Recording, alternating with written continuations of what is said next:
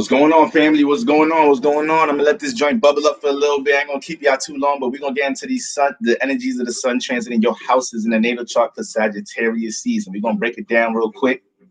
All right. I'm about to go live on IG.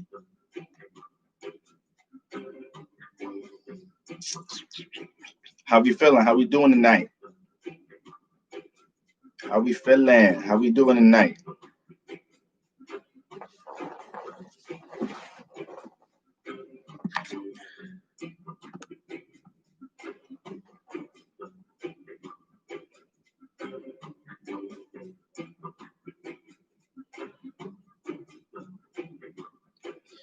Yo, I cannot pin no comments. This is crazy. What's going on, IG?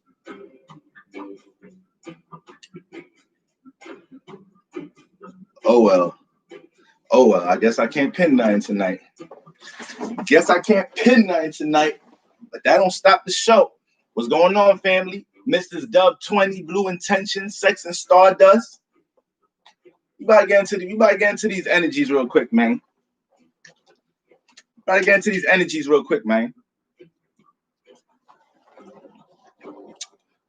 into these energies real quick, man. All right. Where my good stuff at? What's going on, y'all? B Sky. Living row here.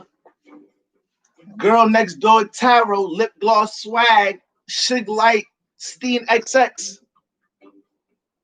Alien, we in here. All right, we in here. I'm gonna let it bubble up a little some, so we can get into these energies real quick. Listen, I know it's about to walk into a holiday. We in holiday season right now. All right, y'all. Court the Empress. We in holiday season right now. So some of y'all just flew in. Some of y'all kicking it with the junk auntie right now, with your distant relatives, distant cousins.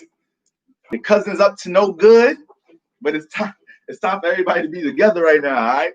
So I just want to get into these energies real quick. Sun transit in the houses. If you haven't already seen, all right, if you haven't already seen my video that I posted earlier on my YouTube channel, okay, talking about how Sagittarius season gonna affect you based off your sun sign, you want to go peep that, all right?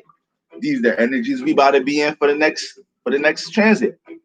So for this whole sun transit, this whole sun cycle, it's very important to understand the angle the sun in Sagittarius is hitting you. I'm a Libra. The way it's hitting me may not be hitting you as a Capricorn, as a Pisces, as a Virgo. So just understanding transits, that lets us know that depending on like Sagittarius's, when they walk outside in the morning during Sagittarius season, shit, it's a bright sunny day. It's a bright sunny day for them esoterically. Now, now the signs that's getting squared right now in Sagittarius season, all the mutable signs. Pisces getting squared, Virgo's getting squared, all right? Gemini's opposite. So when y'all walk outside, y'all dealing with forecast might be a little foggy for y'all when y'all step outside. You feel me?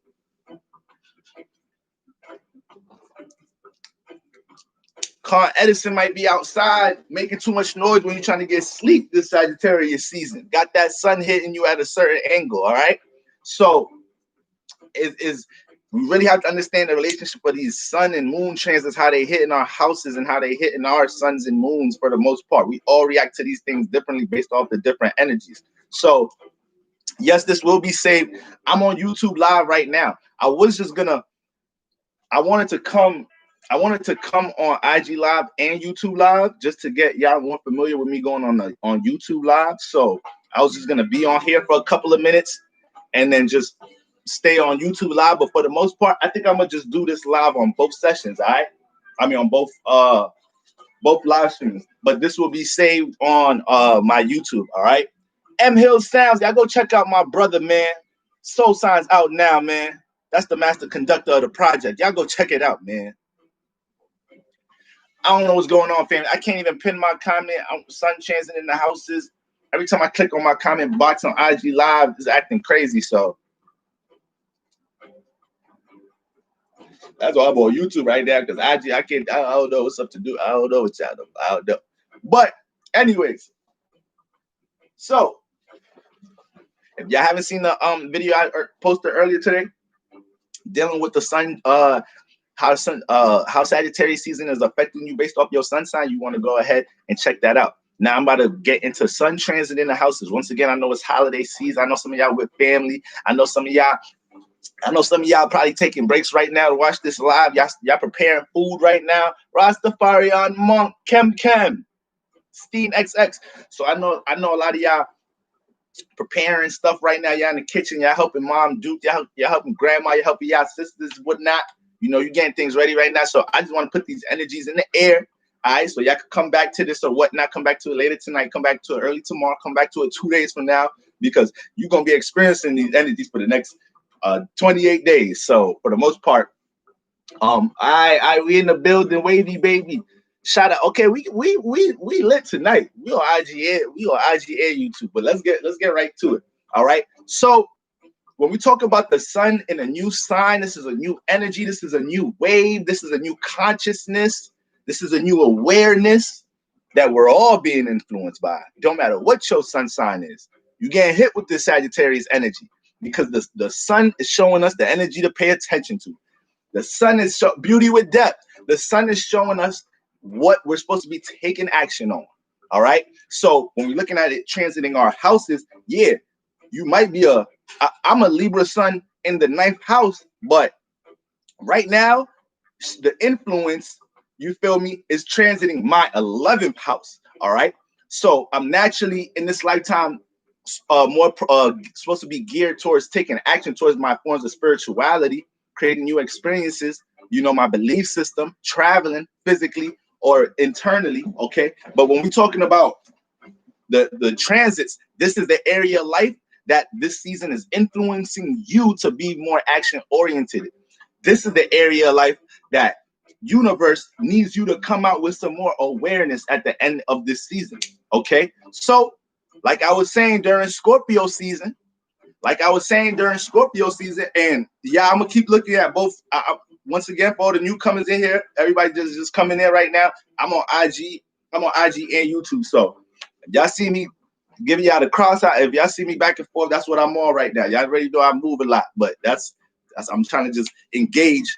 You know, I'm a Libra. I gotta make sure everybody feel involved right now. So when we talk about the sun in the sun, where we was at? When we talk about the sun transit in your houses, this is the area of life that you're being influenced to pay attention to now.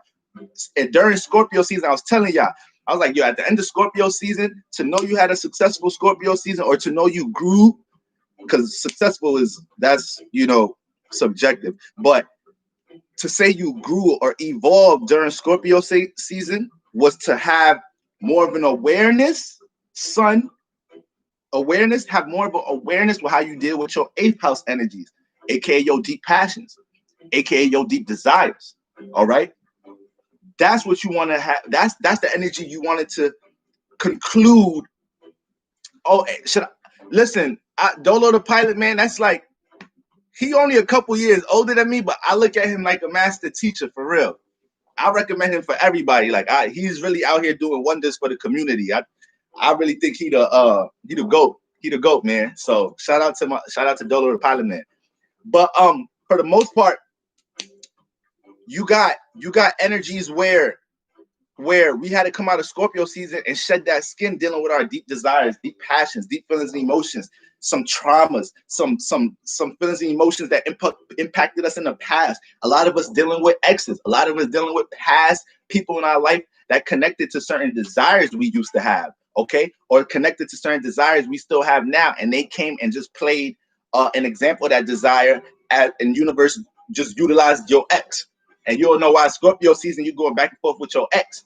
Yeah, because your ex is still connected to a shape and form of a desire you still may have. And that's what we were supposed to be consciously aware of. So now moving into Sagittarius season, this is the house of enlightenment. This is the house of big, broad perspectives. We have stories with the travels from the first to the 12th house. There's a story that come with that consciousness. My moon is in Aries, my sun is in Scorpio. Oh, so you all pack you there's a whole bunch of passion that comes with your actions and your emotions. And y'all Scorpio, Aries, I got mad word vomit today. Yeah, Aries moons, y'all be having too much passion for y'all. I mean, Scorpio moon too. Whenever you put Mars by the moon, it's a real volatile energy, a real high, upbeat, passionate, fiery energy. So for people that got Mars conjunct the moon or Aries and Aries Scorpio moons, a lot of y'all have like either quote unquote having to deal with anger management, temper issues when y'all was younger, to the point y'all just start dealing with more solitude. Both Scorpio moons and Aries moons. You feel me? Because it's like, all right, I got too much passion for my I got too much passion for my own good. And it's to the point, the way I react and respond to things is just too intense for people. So fuck people at this point. That's why Aries moons and Scorpio moons and people with heavy Mars energy, they don't care about trying to relate how they see things to you. They know they intense. So now we're talking about Aries, Scorpio, Sun, Moon risings. We know y'all intense. The Scorpio risings, Aries risings, the Aries rising might be a little bit more, because when you put Aries in the first house, you real upbeat. Your body is charged up. The first house governs the body, the head. So Aries already rules the head. So if you are Aries rising, when it comes to you have a different vitality when it comes to your actual physical charge. All right. But you burn through reality. You see past things in the present. So it's a gift, but that could be a problem for a lot of you Aries. Y'all ruled the head and y'all dealing with seeing and y'all first. So sometimes y'all could be ahead of yourself. Y'all burn through reality. Y'all be in relationships. Y'all don't know how to let things play out. Y'all don't have patience in situations. Y'all know somebody doing y'all wrong. Yeah, it's hard for y'all to kind of like Aries, y'all have a hard time playing dumb. It'd be too much emotion to be like, nah, fuck all the playing dumb shit. I know you on some bullshit. The Scorpio gonna let shit play out a little bit. Like, I feel something. I feel you on some bullshit. I'm gonna let it play out a little bit though. I'm gonna let it play out a little bit. Let this shit come to me, because I can't really see all this shit right now. Y'all know I don't fuck with light. Y'all know I be behind the scenes. I gotta feel shit out. So I felt some shit out. All right. I'm gonna let universe let the shit play out. Not the Aries is a little different. They ain't got time for that.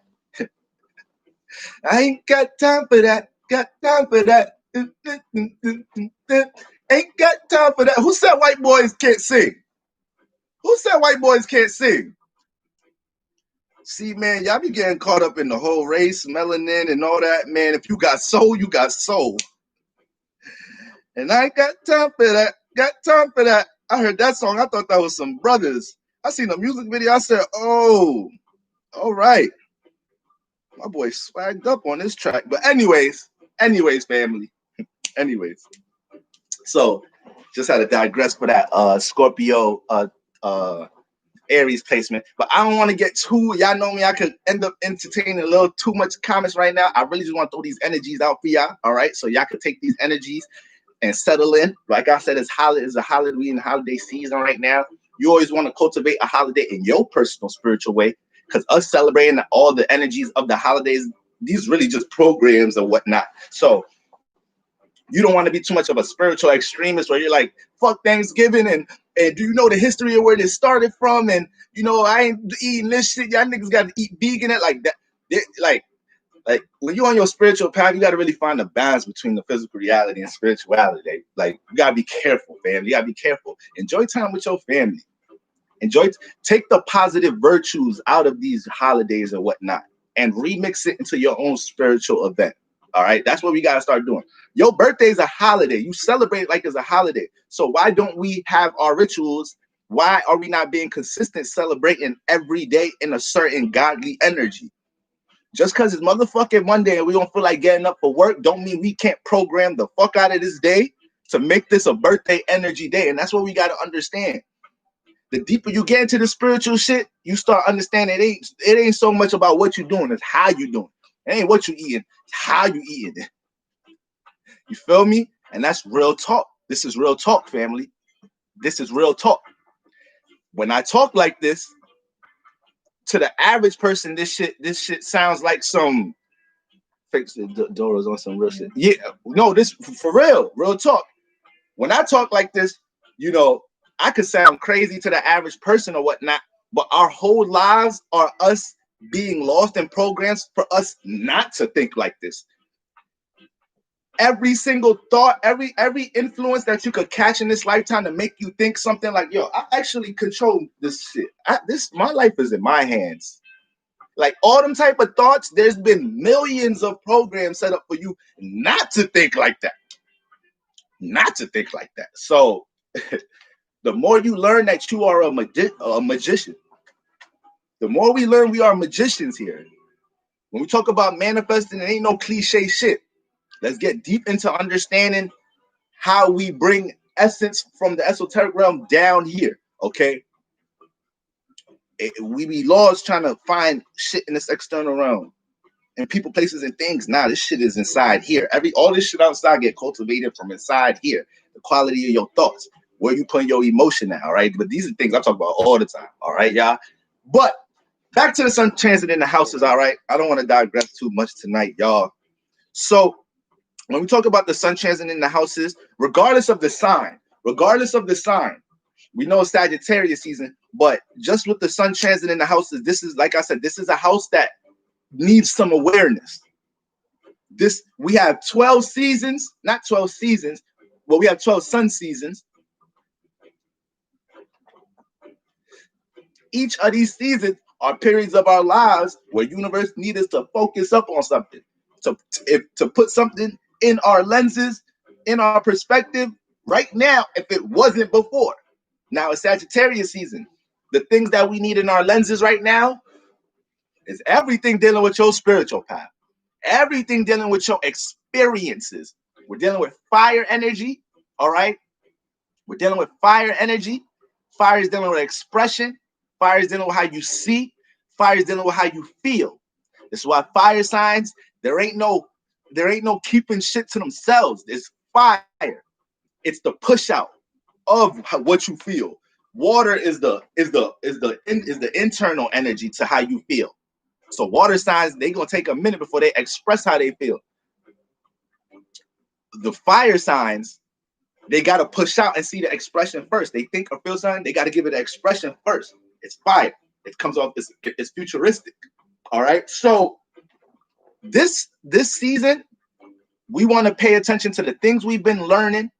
All right. We want to be looking at everything from a bigger picture. All situations in our life, our relationships, our career, the things we're currently working on, the things we've been putting heavy emotion into. We have to step back from all that shit, and this is bigger picture time. This is seeing where the lessons is at time, all right? Seeing what exactly you were supposed to be learning, seeing if you're making sure you're learning the right things right now. A lot of us be learning things, and, we put a lot of belief into things, put a lot of energy into things, and at times, depending on the outlet where we getting information from, where we becoming aware about something from, that may be a false outlet, may be false information. Sagittarius season, you got to be able to step back and see, like, okay, can I expand on what I already know? All right. Do I understand why I'm repeating these lessons in my life, repeating these scenarios, repeating these experiences? All the lessons in your life that you incarnate with, all the karmic lessons, or all these energies, these shits never stop at one age, or like it's levels of mastering karmic lessons in your life. It's graduation, it's school, it's spiritual school.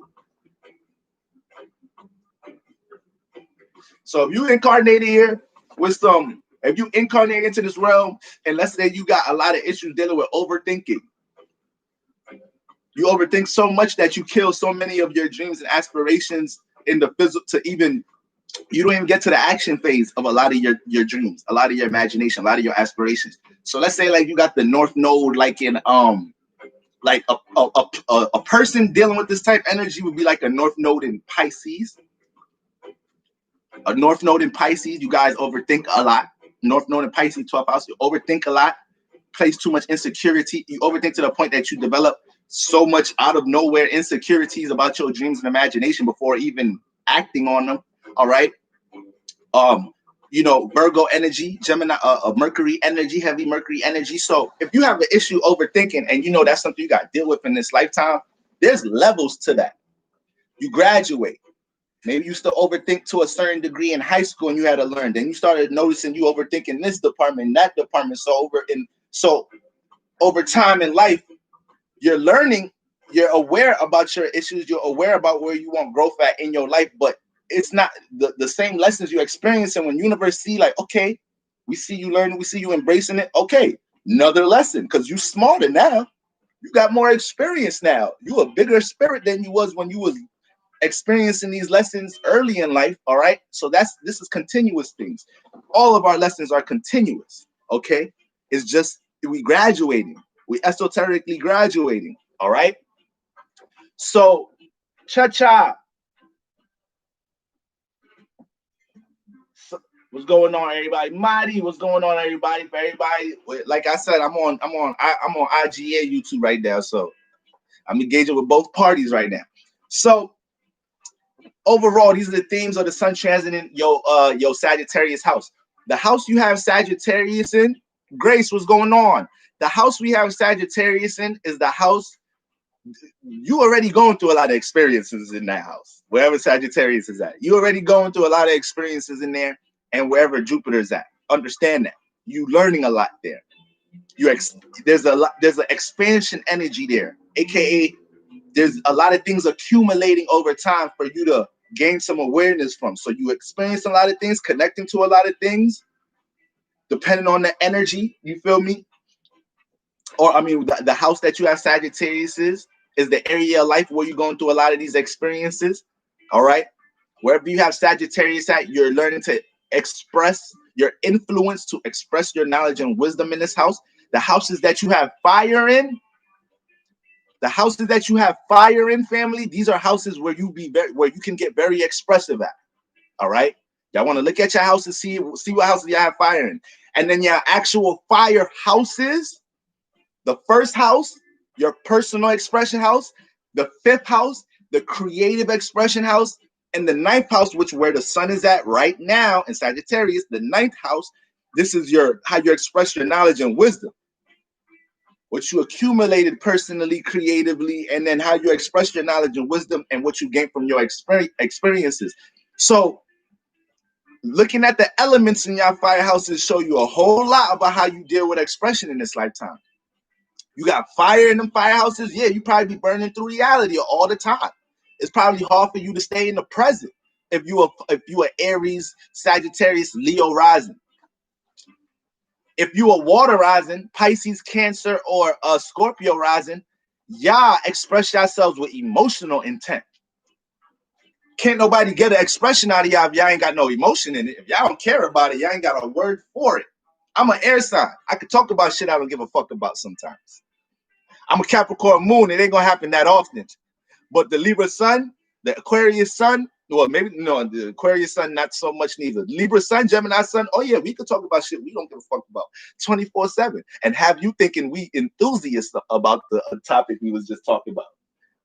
Not the water risings, not really the water risings. They're very compassionate, but you gonna that's the thing about water. A lot of heavy water energies, like y'all express yourselves with certain, y'all actions is different. Like you're not direct, y'all real subconscious. Water governs the past, it governs the subconscious energy. So if you have a lot of heavy water energies in your chart, especially on your sun and your moon, when you interact with people, a lot of times you do things to see the reaction. You're not doing things directly, you're doing things to see how people react to that. It's like you always, as a water sign, you always testing vibes and shit.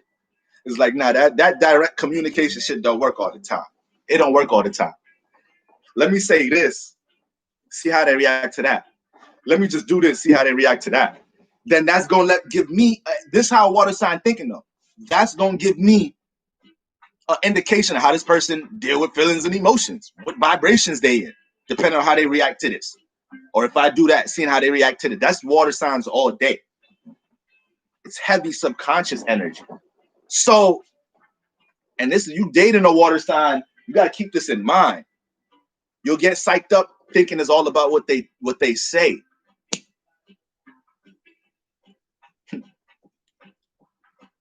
So when we look at the sun transiting the houses for Sagittarius season, let's get right into it. So regardless of it being Sagittarius season, the house that you have, the sun transit is going to be a house you want to be action oriented. This is a house where we're going to gain a lot of awareness from energies that you are experiencing in Scorpio season. When the sun moves from Scorpio into Sagittarius, it's moving from a dark place to a very high place. It's moving from a deep dark place, transformative place, to a very enlightened place. All right. So when this consciousness was being developed here in this realm that we live in, when that transit, when that consciousness that was going through these spaces of these houses, when this energy got from the 8th house to the 9th house, the transformations that went through the 8th house, the things that transformed the feelings and emotions, gave this consciousness a bigger, broader perspective about life, helped it to develop more philosophy about life. It helped expand it on its belief system. So this is what we're dealing with when we talk about Sagittarius energy, 9th house energy. This is the house that got enlightened from the bullshit, from the transformation. This is the education house. You got to know something in this house. It's the experience house. You learning, you got massive lessons going on in this house. Wherever the house lord is at, this is where the area of life where a lot of you're going to be learning a lot. Okay, so let's get into it. Eyes through Athonia, I love you. Love you. Yeah, I'm on YouTube live right now. All right, so let's Sagittarius risings. Pisces sun, moon in Gemini, Cancer ascendant. Okay, so your sun in water, your sun in ascendant is in water. Okay, so your actions and your personality is dealing with emotion. Okay, so as a Cancer ascendant, you don't like reacting and responding to other people personally. You like people to feel you, and you set the temperament because it's cardinal water.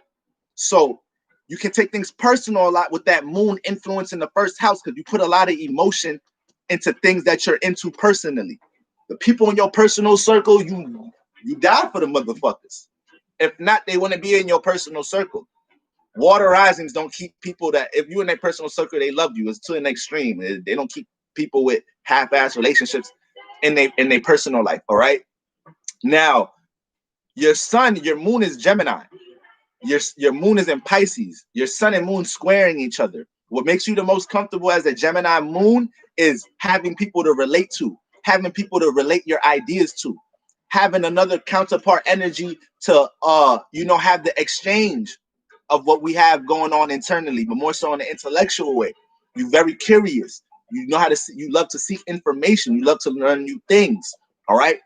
You're very tedious when it comes to your familiar surroundings. You Gemini moons, y'all be knowing, y'all on point when it comes to your familiar surroundings. All right. Y'all know when something's off when it comes to your familiar surroundings. All right. So the thing is, your sun, your moon is being mutable with how it deals with relating to others and relationships and whatnot. But your sun is being relatable with how it deals with feelings and emotions. Okay. So at the core of you, you're not an emotional person. At the core of you, you think you be emotional sometimes. You just be thinking about some of your feelings and expanding on it as a Gemini moon. The moon a little uncomfortable in Gemini, all right? Because it's dealing with so many goddamn thoughts. And sometimes it could think it's a feeling, but it's just thinking about something. And now you're manifesting more of a feeling. So you got to really learn to get centered as a Gemini moon. And then your sun is dealing with connecting feelings and emotions. So the things that be on your mind as a Gemini moon, You know, you feel all the comfort in the moon as a Pisces sun, having somebody to connect to relate it. Because now you feel like you're building a vibe with somebody relating the things that be on your mind. So I talk about that Gemini sun, Pisces moon. Either way, Pisces sun, Gemini moon, Gemini sun, Pisces moon. Y'all are dealing with a lot of confusion with the thoughts and feelings and emotions. It's a lot of feelings for a Pisces. It's a lot of thoughts for a Gemini, both mutable energy. So y'all got to learn where to get centered at with your feelings and thoughts. Y'all got to learn to know which one of my feelings is going to support the thoughts that I want to grow. I can't be entertaining every feeling I have. Gemini moons, y'all can start entertaining every feeling y'all have because y'all just think about everything. So every feeling you have a conversation about yourself about the feeling. You feel me? Like, and then you realize later, like, damn, I really just had to start thinking about something else to stop feeling that way. So it's deep with Gemini moons. It's deep with y'all. It's deep.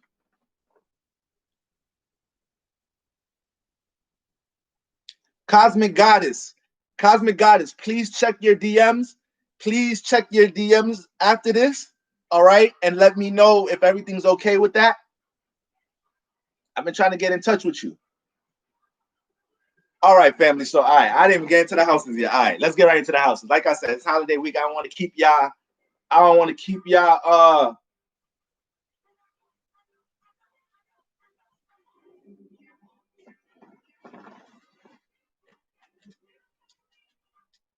know some of y'all sneaking out the kitchen. Some of y'all sneaking out the kitchen right now. No damn well you're supposed to be seasoning the stuffing. What's wrong with y'all?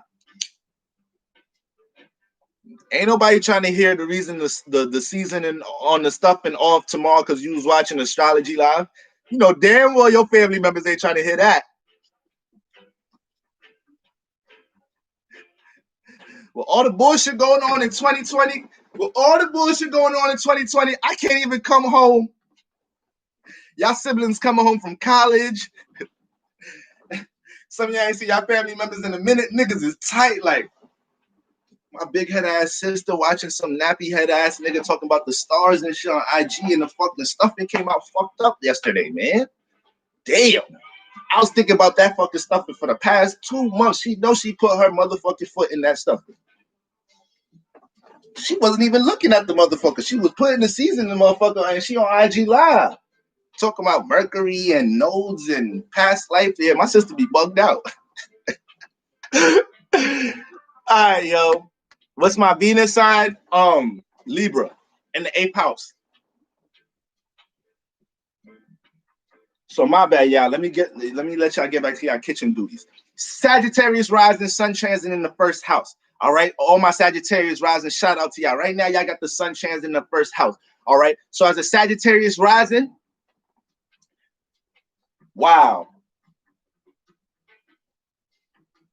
As soon as I said this, my bro, yo, Jason, what up, bro? My bro, that Sagittarius rising came right in the building. I was just telling about this energy last night. So Sagittarius rising, you guys are already personally enlightening. You guys are already personally experiencing a lot. As with Jupiter influence in your 1st house, you have an essence of a lot of experience. Just that energy in your 1st house is like the craziest shit be happening to y'all Sagittarius risings. All right. Y'all be having so many stories for people. Y'all be having too many stories that y'all can even tell people. Your personal life is an adventure, Sagittarius, in that motherfucking 1st house. Y'all don't be even feeling like y'all got control of shit in y'all personal life. It's like, damn, to even go schedule and organize some shit in my personal life, I think some miraculous, random, spiritual, magical shit just gonna happen in the middle of the day that just throw my whole consciousness off as a Sagittarius rising. Just got that mystic energy in your 1st house. So this is also how you personally express yourself. People see the wisdom in how you express yourself. In some type of shape or form, you Sagittarius risings, the things y'all experience is seen through y'all personal expression. All right. A lot of y'all Sagittarius risings, depending on your sun moon sign, people be thinking y'all probably play too much, or people be thinking you're too quiet and reserved, you know, depending on your sun and moon. But with the Sagittarius rising, once they start really seeing a conversation and seeing what you're personally into, they be like, oh, oh, this person knows something about everything.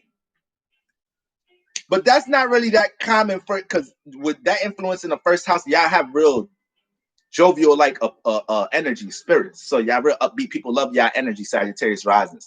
Y'all real adventurous. People know they could call y'all to do spontaneous shit. People know they could call y'all gonna give them a big broad perspective of how to look at some shit. All right. So with the sun transit in your first house, Sagittarius, this season, the sun loves to be in the first house because the sun wants to bring awareness here. It wants to bring light wherever the sun is at. Transit in your house is going to bring attention, so people are going to be able to see from the outside looking in. All right. So your personal wisdom is on the stage right now. All right. Your personal wisdom as a Sagittarius rising is on the stage right now with the sun transit in your first house. So when the sun gets into the first house, it's like, oh yes, personal issues, personality. All right, how I'm personally seen. Okay, how I personally express myself. It's time to show out, Sagittarius season. Okay, it's time for my personality to be seen. It's time for me to put some light into the things I'm personally into. This is the influence that you're gonna be feeling during this season. Now the thing is, you wise as hell. You experience a lot, and a lot of things you personally express are things to uplift others.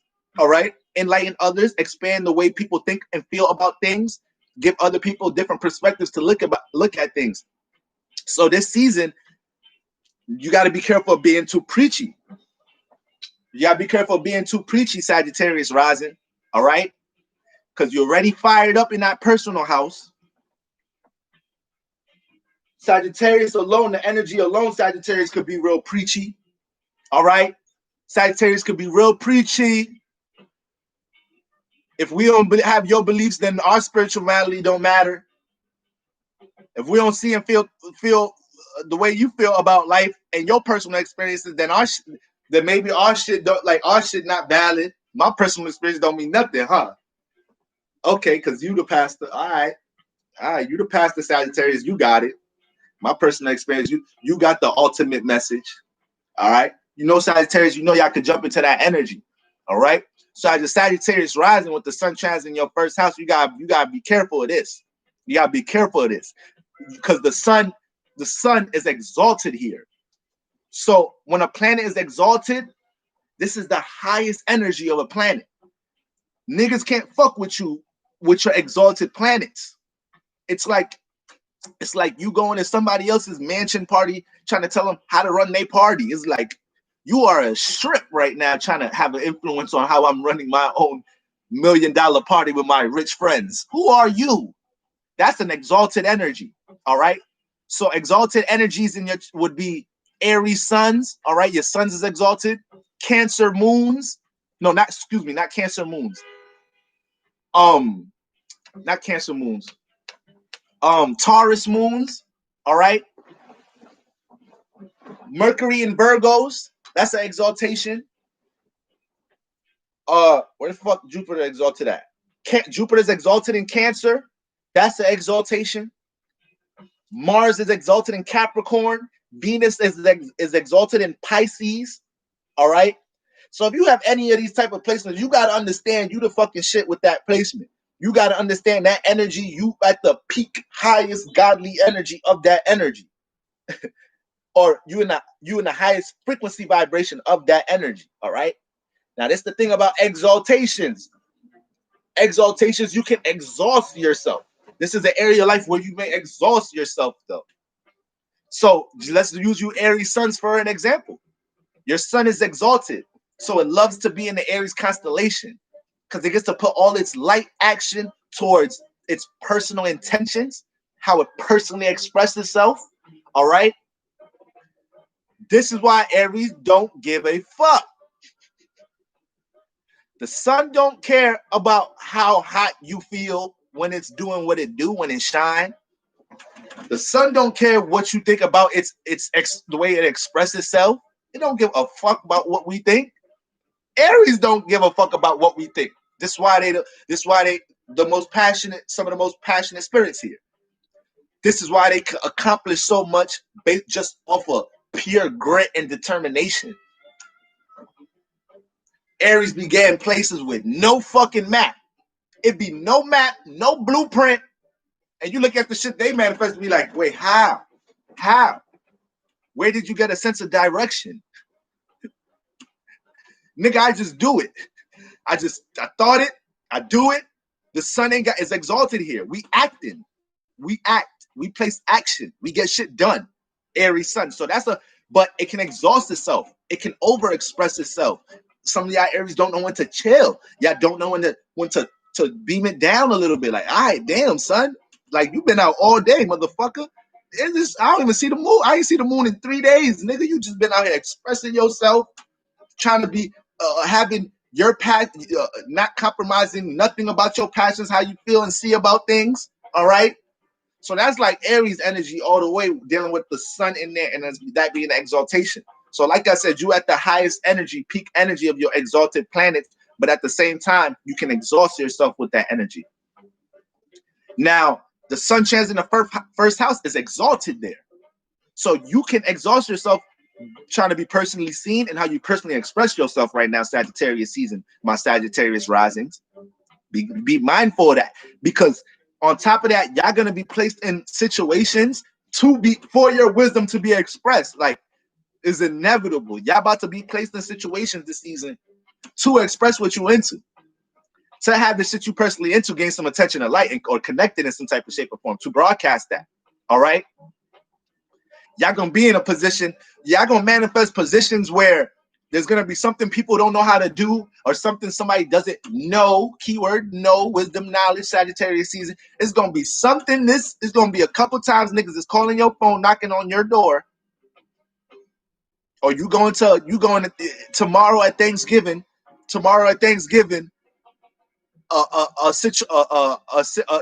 Your drunk auntie and your cousins start talking about a situation that you know a lot about, and then they're like, why don't you go ask what's the name? She be into it, he be into it. Now the whole night, you just in the middle of the living room the whole night, telling campfire stories and enlightening people. Now you can't even share the spotlight. Once they done put your ass in the spotlight with the sun in the first house, it's like, oh yeah, this feel too good. I ain't passing the light. Y'all good on this. Y'all should have never y'all should have never known I was an expertise about this shit. Y'all should have never known I had that much personal knowledge and wisdom about this shit, because I could go all day, every day now. So you got to be able to know when to put the filter on. You got to be able to know when to chill, Sagittarius risings, this season, because you're going to have them type of situations that'll fuel that. All right? What does fire love? What do you add to fire for it to grow, family?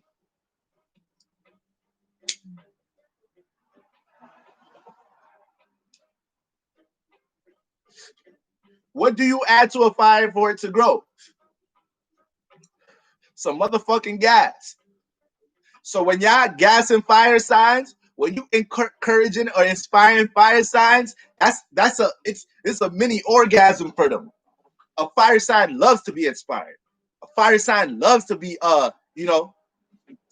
somebody putting some type of light or pinpointing something about how they express themselves to their actions, especially a Leo.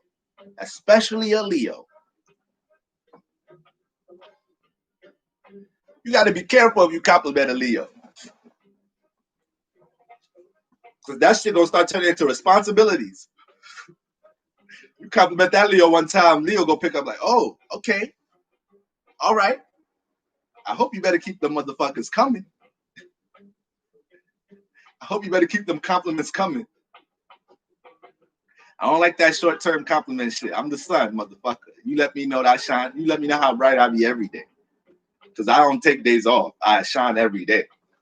Even on my worst days. I look better than y'all. I feel better than y'all. All right? That's how the Leo is. Subconsciously, that's how the Leo be. All right? Subconsciously, deep down, that's the heart of a Leo. All right? Now, there is some insecurities all Leos deal with. At the same time, the lion does got some insecurities. That's where some of y'all Scorpios be coming in, stinging them on their foot. All right? But, nigga, you ain't so big and bad. You couldn't see my ass and you stung the fuck out your paw. Simmer down, nigga. Go sit under the tree now. Go sit in the shade. Get used to that shit, because you always want to be in the fucking light. We always gotta walk. Why the fuck we gotta watch you fucking just prance through the fucking jungle and shit all day. Fuck so special about you? Get your ass stung. Go in the shade, motherfucker. If y'all ever watching documentaries, if for some of y'all love watching the Animal Channel, for some of y'all that love watching, shows, documentaries on animals and shit, 9 out of 10 times, anytime they doing something on the lions and the lion is just chilling under the tree in the shade, 9 out of 10 times a Scorpio stung his ass and he just pondering about shit like, damn. Like the Scorpios be the ones. Scorpios and Aquariuses are the ones that Leo, sometimes when Leo step in the room and there's a Scorpio Aquarius in the face, they like, shit. Damn. I don't even know if I want to be here right now. I don't even know if I want to be here right now. Because I know as soon as I jump into my natural energies, it's going to be something these niggas they ain't fucking with. It's going to be something this Scorpio going to be looking at me like, there this nigga go. There this nigga go in the light. It was a matter. It's not even 5 minutes. This nigga on the middle of the dance floor. It's not even 5 minutes. This nigga trying to get my cousin number and trying to charm my cousin over here. Then the Aquarius is just, Aquarius is the spirit killer. Aquarius got no hearts. Aquarius and Capricorns ain't really got no hearts for real, like dead ass. So just like how I'm saying, that's how the mind of a Leo really think. The mind of an Aquarius and Caps, like they have no heart. I'm a Capricorn moon. So I could be so goddamn hard sometimes.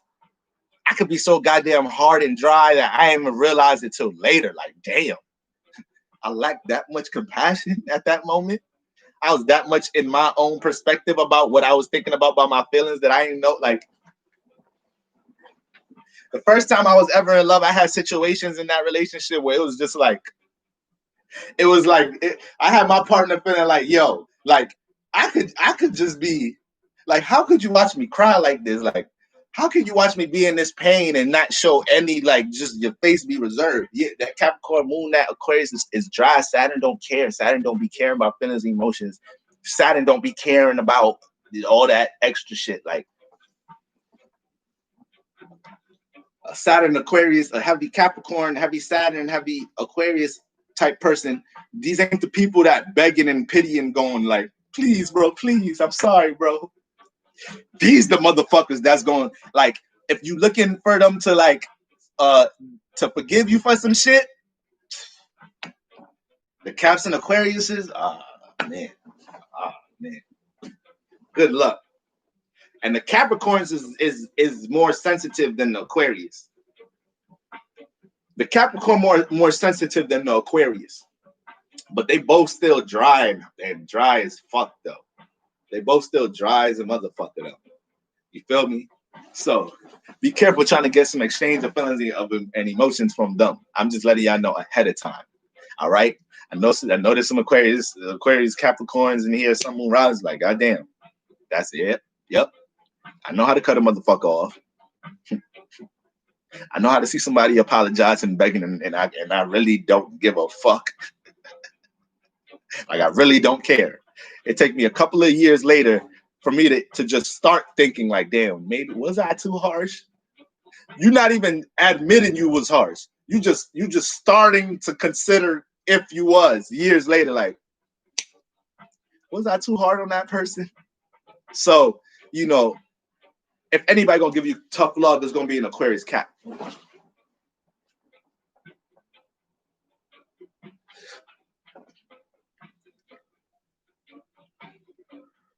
Man, that's my Leo man. Thinks he gonna have a baby face forever. Yup. That youth in Leo's gonna keep their youth now. Leo's gonna keep their youth. And I mean that esoterically. You're not gonna really catch a Leo. You're not gonna catch an elderly Leo that's like super moody and grumpy. They're gonna know how to still jump into, even if they a Leo that is a mood, because you do got some moody Leos out there. There's placements that could add that. All right. You could be a Leo but have your sun and moon in the 8th house. Or your moon in the 8th house and shit. So now you're a Leo that put your dark feelings on the stage. Because a Leo gonna put something on the stage. So depending what the moon is what's being put on the stage. So for Leo is a Leo sun, Taurus moon, they're gonna be putting a lot of their talents and their values on stage, and they're gonna express them shits. Period. If it's a Leo sun, Aquarius moon, they're gonna be putting their individual ass, unique ass, different ass thoughts on the stage. They're gonna be there. They're gonna be expressing that shit. If it's a Leo sun, Libra moon, they're gonna be expressing their values. They're gonna be expressing things about their relationships 247 and what type of pull they have in their relationships. You know, so the Leo sun is really just what the moon is. That's the Leo sun is just acting it out. What you want me to act out, moon? You feel me? So sun transit in the first house, that's the energy y'all gonna be in. My Sagittarius risings. All right. We 50 minutes into this, and I'm just finishing the first house here. I really want to be on for an hour and 30. So I'm really not about to work to everything I love. I'm not about to get off topic right now. I just really love dropping gems about astrology and spirituality overall, making this a, overall esoteric lesson live session, beyond what these influences we're dealing with.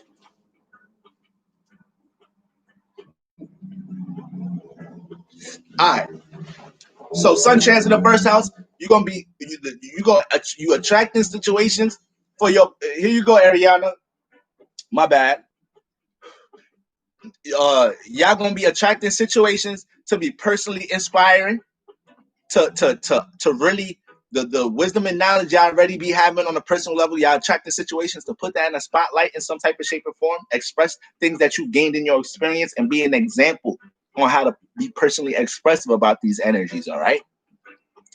Don't want to be too preachy here, and you want to understand that you can still you can still expand beyond what you already know. Don't be clashing with people. The sun is in your first house, so it's opposite your seventh house. So right now, your personality can clash with your relationships. Your partner, your Sagittarius risings, you're in a relationship. Your partner can be looking at you right now like, all right, motherfucker. I don't know what's guiding to you this Sagittarius season. But my input hasn't even mattered this last month. My input don't even matter. My beliefs don't even matter this last month. God, King, Your Majesty, Your Highness, however the fuck you want me to the way you've been preaching lately, I don't know how I'm supposed to communicate. I don't know what your label is, because you beyond a girlfriend, boyfriend at this point. Look, this is a rulership the way you preaching. You done turned this fucking relationship into a fucking holy temple. You done turned this shit into a everything about how you personally do things.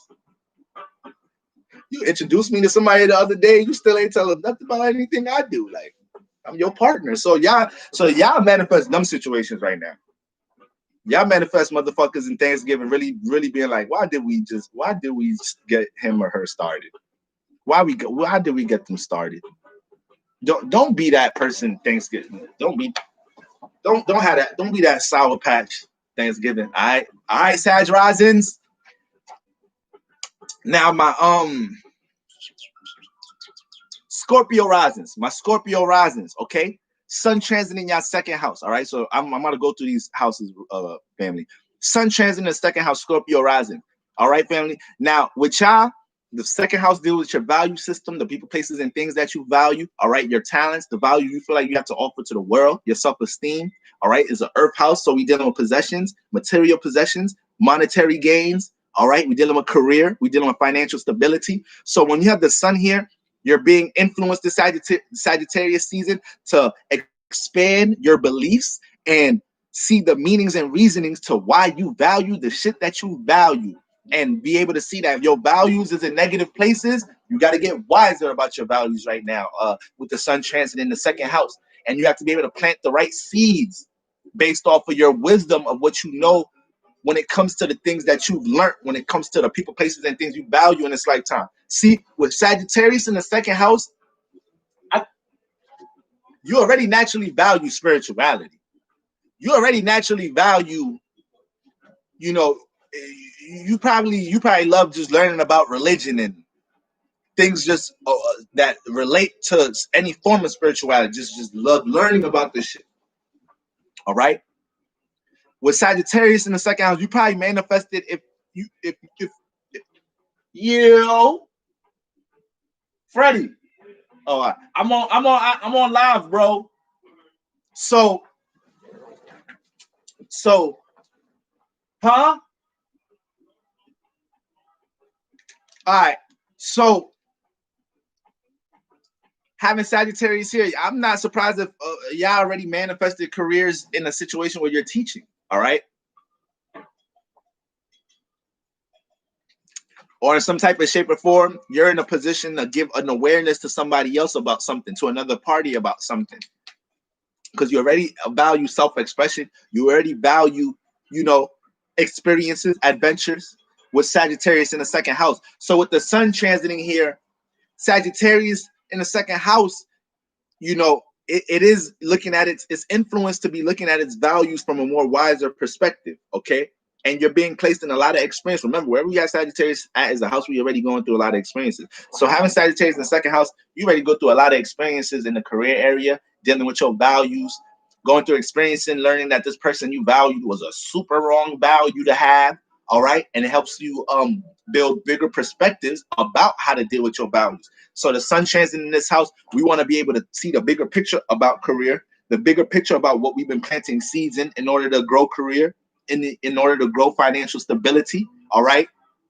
And we need to be able to take the action needed in a wiser perspective to realign things if you realize you're not utilizing your wisdom and knowledge that you gain in this lifetime towards career. All right. If you're not aligning the right gems that you accumulated in this lifetime within career. See, Sagittarius in this house is already putting you in experiences to understand your value system. You learn about what you value based off what you've seen other people value. So a lot of y'all done had family members and siblings that probably valued a substance or something was attached to something. And then when it came to your value system, you was like, yeah, I can't fuck with that. I kind of learned from seeing that person. So a lot of y'all pick up energies like that too. All right. But we just want to make sure we're doing the work in this house and we're not, planting seeds in the wrong area because you already been picking up certain gems to use that for career there. Let's make sure we're using that there. And you're also going to be seen as an example how to have for your personal wisdom about these things. All right. You're going to attract situations to express your personal wisdom and experiences dealing with your value system in some type of shape or form. Now, sun transiting the third house. Okay. This is for all my Libra risings.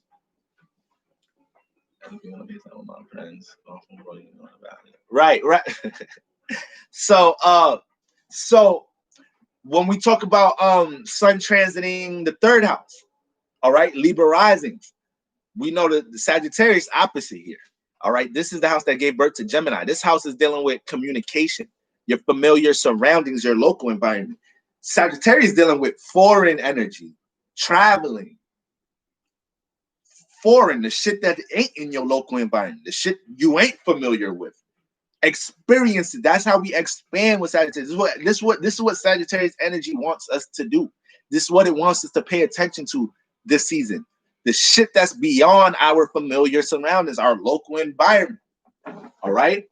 So with Sagittarius being in the third house, you probably experience a lot of moving within your local environment, probably moved a lot. Okay.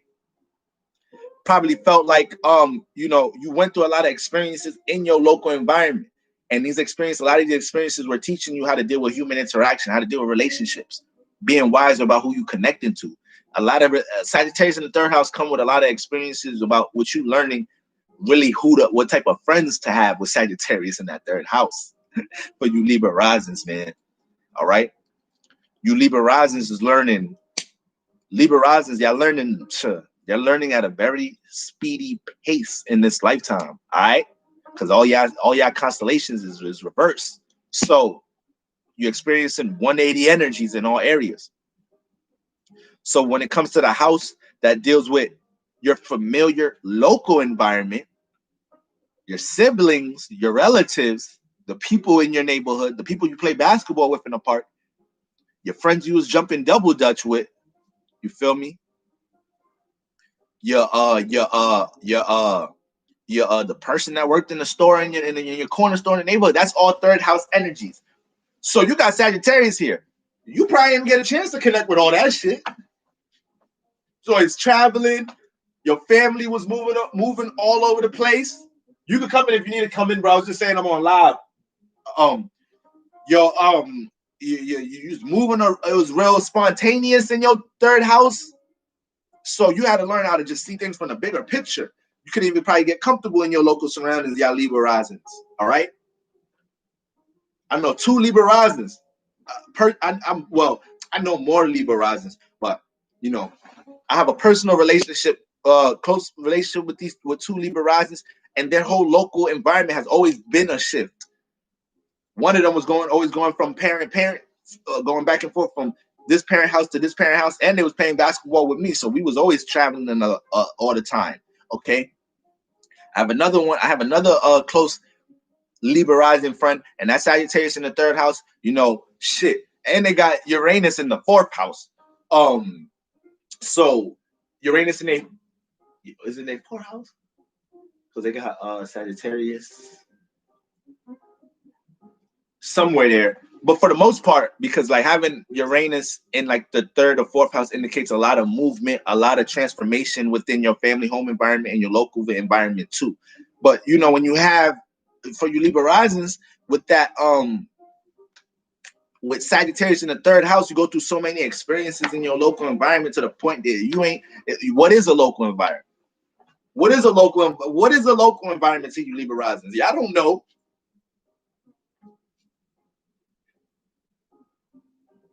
Y'all don't know because you've been moved around that much, or you've been influenced to travel a lot mentally because of your local surroundings. So you've been placing a lot of experience where you learn certain things, and it made your mind race with the things that you was learning about what was probably going on with certain relationships and friends within your local environment.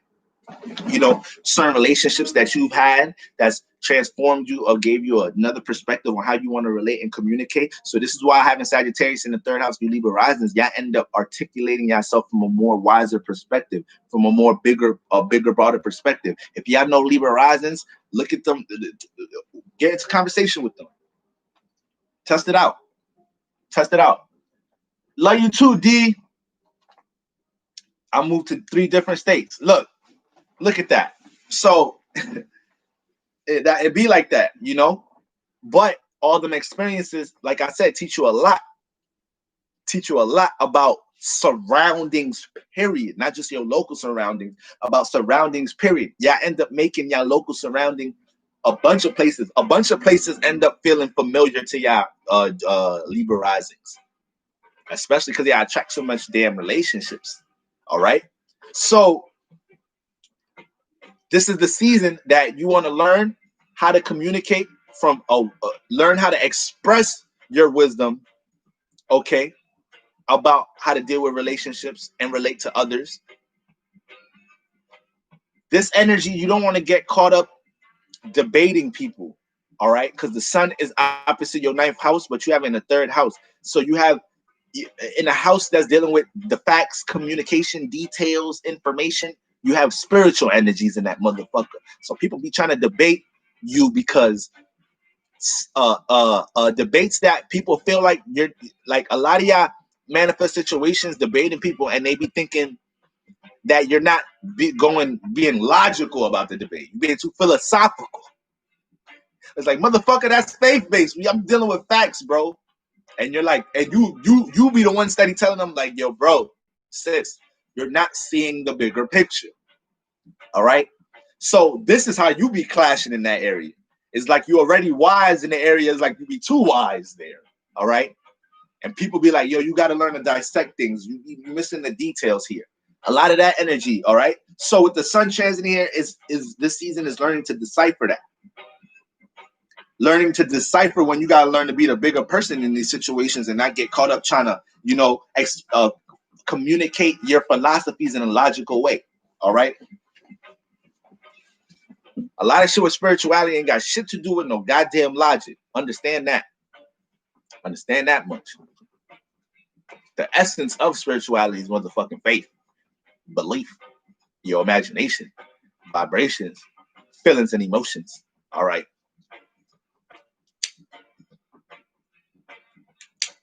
So this season, y'all could attract a lot of them, more of them opposite energies. Okay, having misunderstandings, trying to communicate or relate yourself. But like I said, Sagittarius season is a season we all want to gain awareness about certain things. So y'all gonna gain a lot of awareness about things y'all picked up on relationships during Scorpio season. All right. Y'all gonna have a whole new awareness on how to deal with y'all relationships and relating and communicating to people this season, especially manifesting one of them situations, them debates, having misunderstandings, trying to communicate some shit that you know, trying to communicate trying to relate some shit you personally experienced, but people trying to box your ways of thinking in. So this season gonna give you more of a grasp how to deal with that. All right. Also with sun transit in this house,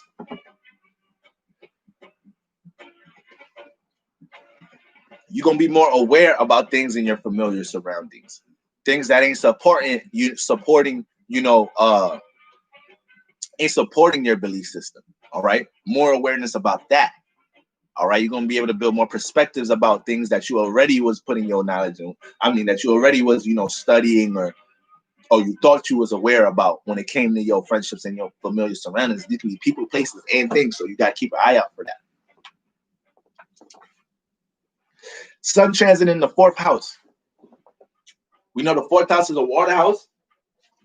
It's dealing with our family environment, domestic issues, all right, home matters. A lot of us is heavy in that energy during this holiday week, all right? So a lot of the spotlight, a lot of your action is going to be on the spotlight Thanksgiving week. Sun transit in the fourth house. The spotlight going to be on you.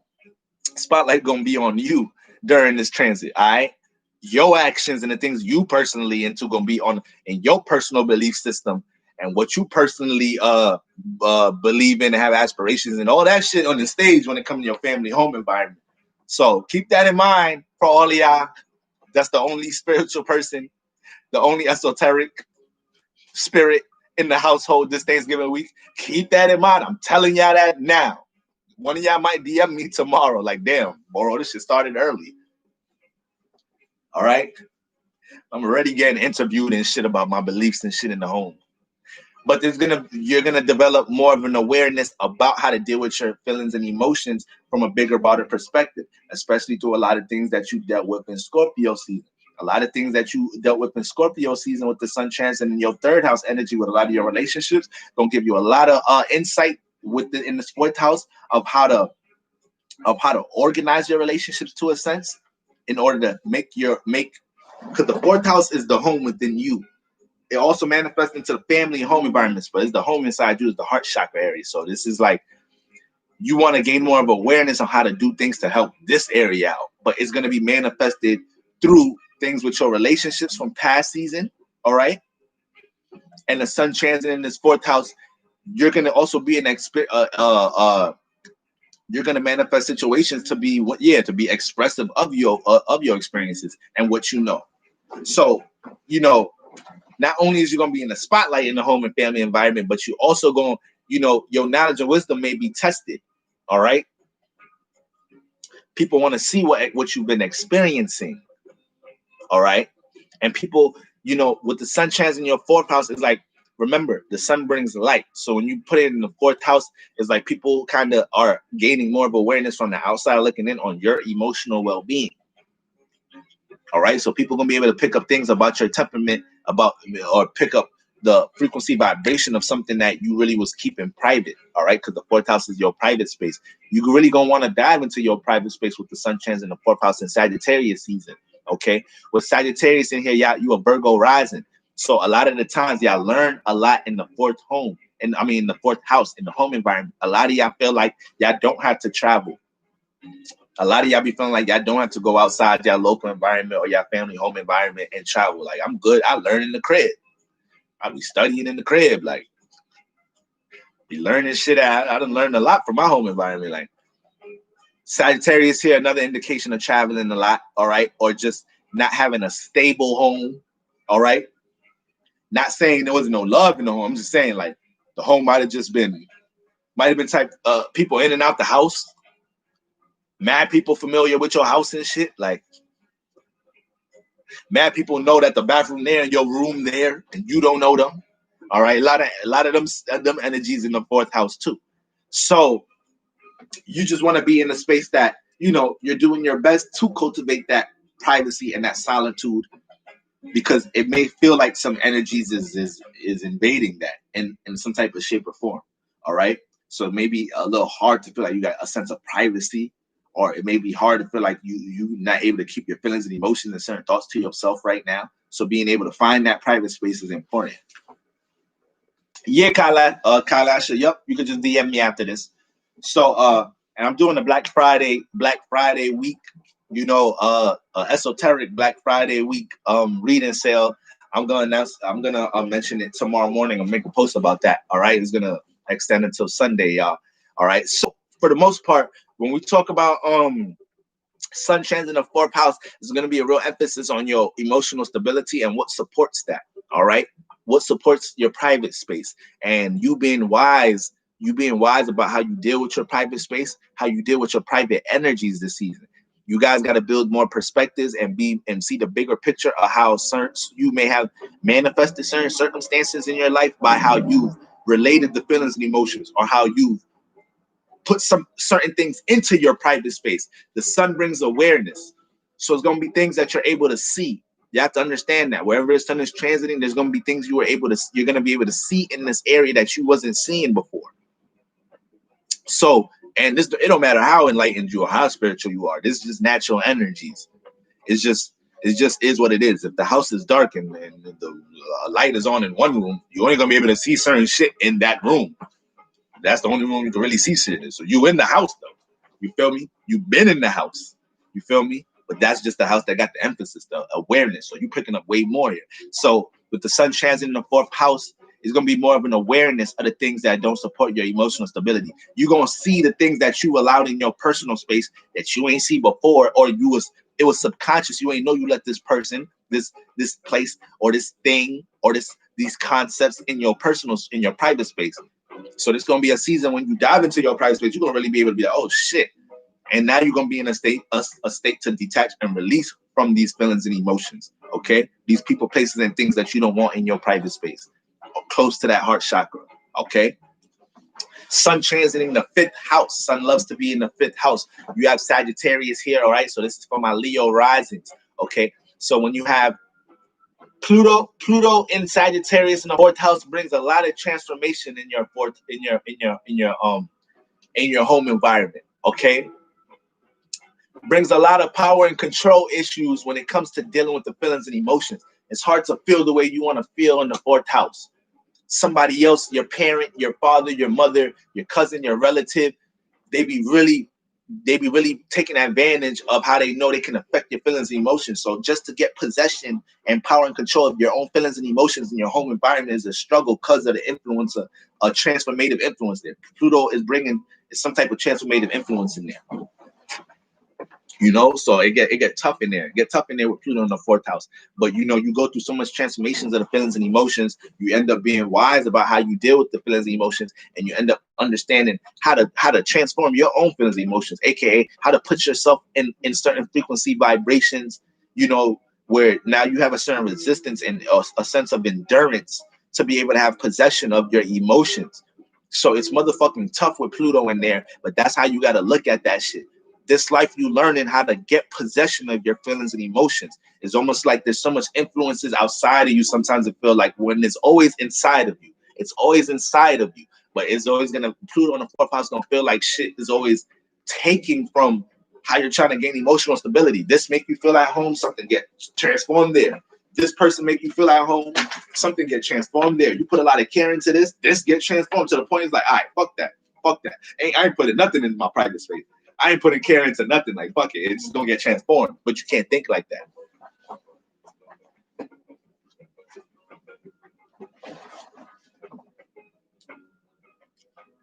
So the sun transit in the fifth house. The sun loves to be in the fifth house.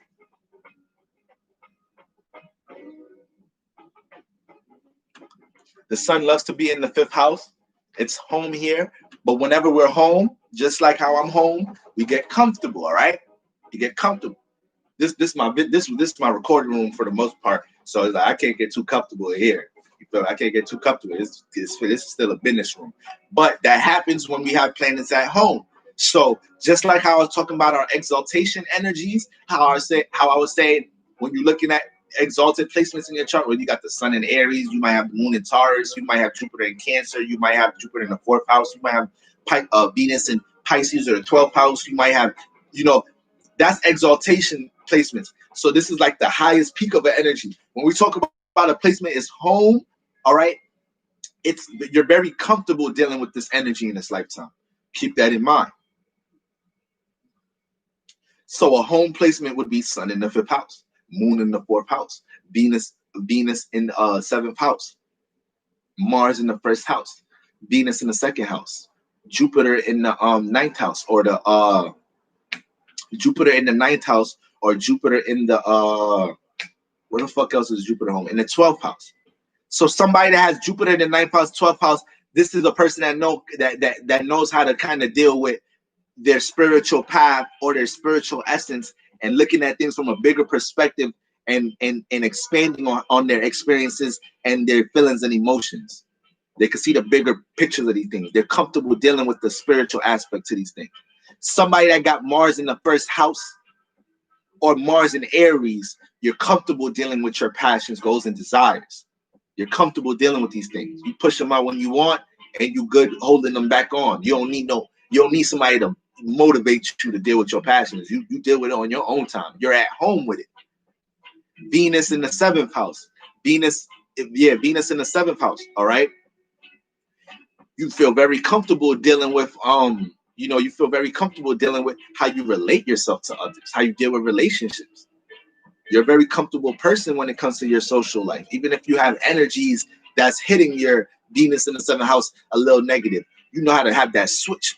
You know how to have a certain switch and a certain social coding in a way when you dive into the external realm, where how you carry yourself with people and connect to people in a one-on-one realm. You're comfortable dealing with relating to people in a one-on-one level. So if you have home placements, this is the energy you're dealing with. But you have to understand with home placements, just like how you're at home, you can be comfortable. All right, you can get content with that energy, and we don't want to be too comfortable and too content where our homes start looking like shit. We're not even cleaning up. We're not even taking care of our responsibilities in the home. We too at fucking home to the point we can't even be comfortable at home no more. It's too much bullshit at home because we got too comfortable. So sun in the 5th house, you're gonna feel comfortable, and you're gonna feel the influence and the inspiration in dealing with creatively expressing yourself. And it's gonna stem from a lot of the things that you learn, your personal experiences. So right now, when you're gonna be placed in experiences, you're gonna be placed in the light. You're gonna be placed in situations for your knowledge and wisdom to be expressed, and shit, you're gonna be comfortable doing that to the point where you may be so comfortable, which that's positive. You want to push that energy out. It's Sagittarius season. All right, express your knowledge and wisdom. Take action on new experiences and things that's gonna help you grow and learn things, and connect to people that you feel like gonna help you learn things and support creating new experiences, and helping you develop multiple perspectives about things, expanding your knowledge and wisdom about things. That's what we want to be doing 24/7, but especially in Sagittarius season. So you may be so comfortable expressing your knowledge and wisdom, you don't even care who you expressing it to. You don't even care how you expressing it. You don't even care. You not even. It's the sun, and this is a fixed house. So once again, when the sun is in this house, it don't even care about compromising what it's expressing. It's like the temperament is like the sun in the 5th house is like, you're gonna see my expression whether you want to or not. That's the sun in the 5th house. That's the sun in the 5th house. Y'all gonna see this expression whether y'all want to or not. It is what it is. Yeah, I gotta learn to deal with it. It's fixed. It's fixed sunlight. So you may be so comfortable expressing your knowledge and wisdom, you're not even taking into consideration what this person believes is. You're not even taking into consideration that this person said in the beginning of the conversation that they practice this, they put their faith in this. and these are their beliefs, you kind of may not have no respect for that subconsciously, because you want your beliefs to be seen and how you express your beliefs. All right, got to be, don't feel that comfortable. All right, let's still have respect for other people's spiritual experiences and where they're at. We got to be some. Listen, we did bring vibrations here. We did bring certain energies here. But a lot of us had to delete shit that we thought we knew to get to where we at now. And we're going to continuously have to do that on our spiritual path. Us sound like Leo energy. This the Leo house. That's why the sun loved to be here. The sun is home here and the sun rule Leo. So is all of that energy here. That's why the sun loved being here. All right? Leo don't give a fuck how you feel about his expression. What? Why? You can express yourself how you want. You don't see me worried about that. Well, I gotta consider how y'all feel about my light. I know I'm the shit. I know y'all can see me. I know I bring some awareness here. I know I get some attention. All right? I know I bring that here. But a Leo gets comfortable with that. Leos get comfortable with that. The sun is home there.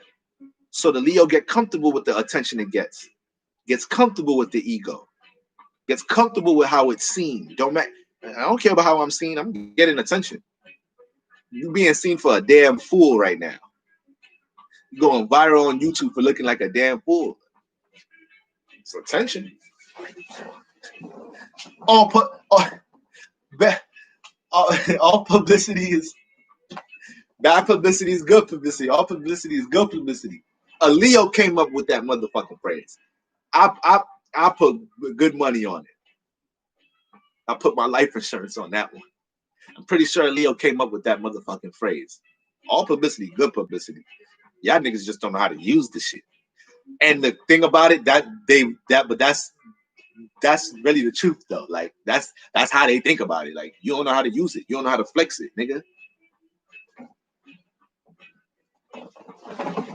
It ain't bad attention. If it's attention to me, it's good attention. I make all types of attention look good. Ain't no such thing as me getting bad attention. You try to tell Leo in any type of way that they look bad about something. If it's not a more evolved Leo, you're going to deal with some of that shit. It's like the Leo is going to be struggling to try to feel like you're not coming at them. The Leo going to be struggling to feel like it. So let's not be that comfortable at home. You're going to manifest situations to be seen for your wisdom. You're going to manifest situations to be seen for your creative attributes right now. You're going to feel the inspiration and influence to push that out right now. Best believe that. So be mindful of who's catching that sunlight, sun transiting the 5th house. That's why I bump heads with my son's dad, shaking my head. He a Leo son. Feel me? What's your son? You feel me? We be having to try our best. Listen, a lot of us, the ones who do it the best is the Scorpios, the Aquariuses, the Aquariuses, and the Tauruses. They're the ones that's good at putting some of that sunlight out a little bit. They're the ones that they could get to the Leo a little bit. So it's like you have a hard time. You'll be struggling trying to get a Leo sometimes to see something another way. So I hope you got some of that Saturn energy, because they don't like that shit. That's their kryptonite. They hate that shit. They hate that. And just like Aquarius and Capricorns hate the sun, they hate that shit. AKA, they hate somebody just being so expressive and being in the light for no practical reasons. It's like, what the fuck you want all this attention for? You're not even giving no value with your attention. You're not even giving you're not even servicing nobody with nothing. You're not even helping anybody learn anything. God damn, you just want to be in the light. You just want to dance all fucking day. Damn. So non-productive. So it's like, the sun is kryptonite for the Aquarius and the Capricorn, but more so for the Aquarius. Because Capricorns and Leos have a funny relationship. They actually like play out a lot of similar traits. Because Leo's dealing with creative expression and how you build the stage for your creative expression and cultivate the stage. All right, the arena for how people see you. Capricorn dealing with social status. Capricorns put a whole lot of care into how they present themselves, and how they seen, and how they look. I'm a Capricorn moon. If I can't get my hair done, I pretty much don't want to go nowhere. And not saying like I can't get my hair done, like I don't got the money to anything, but if it's like I can't get booked or something, I start looking at my schedule. I start looking at that Saturday event. Like, I don't feel like going through this whole motherfucking curl hair routine. I don't feel like doing none of that shit right now. But I don't feel like showing up being like fully fresh shaved and whatnot. Like, I don't got time to go get a new outfit for this event. Like, it's an important ass event. It's your cousin baby shower.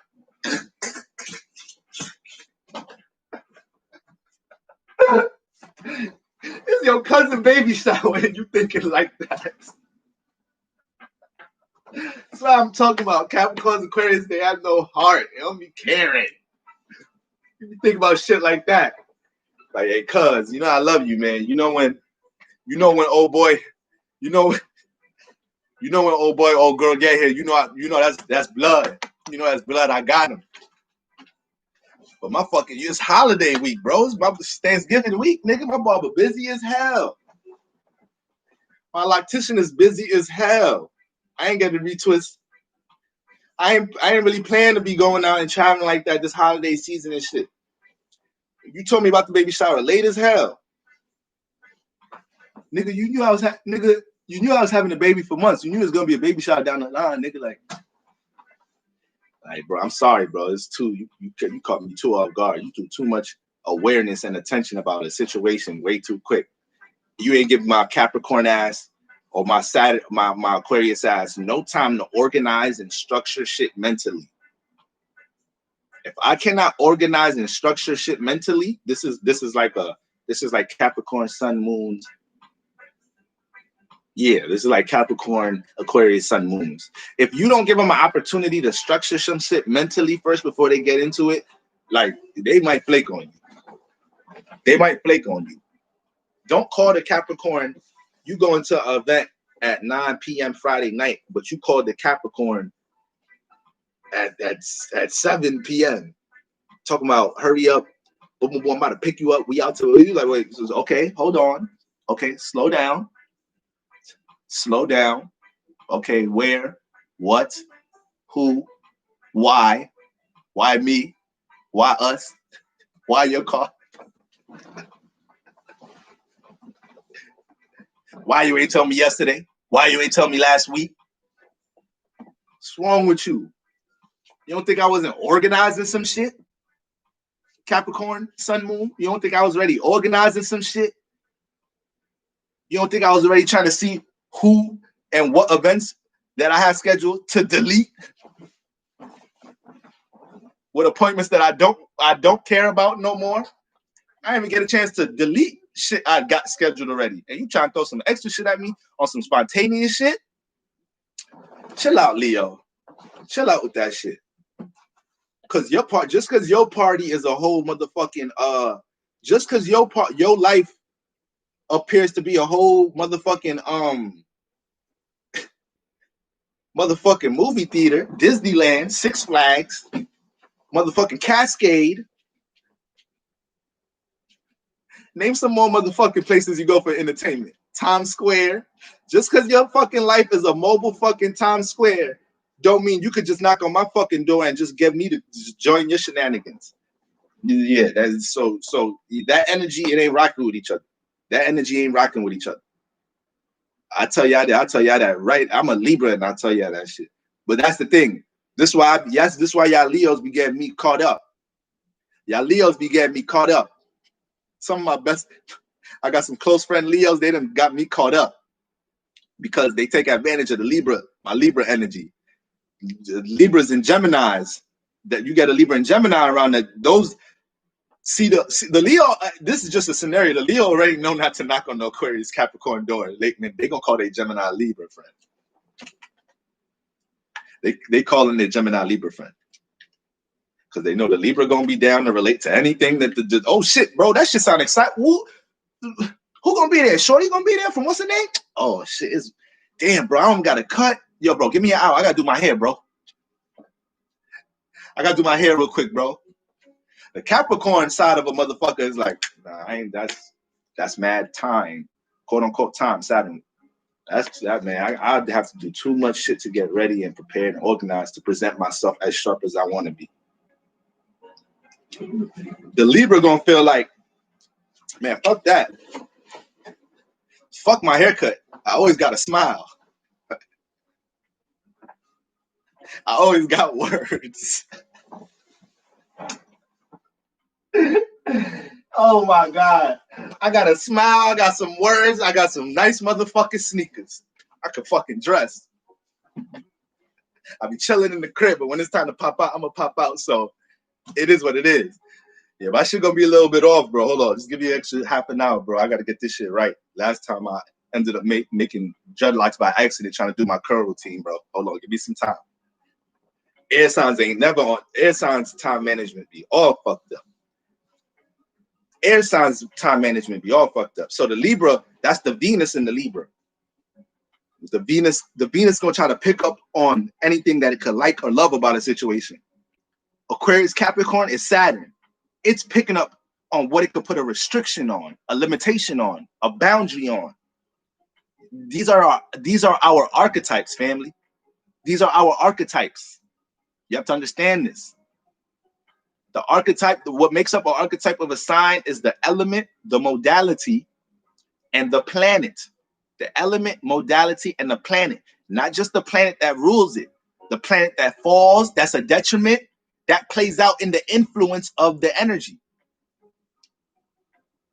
All right?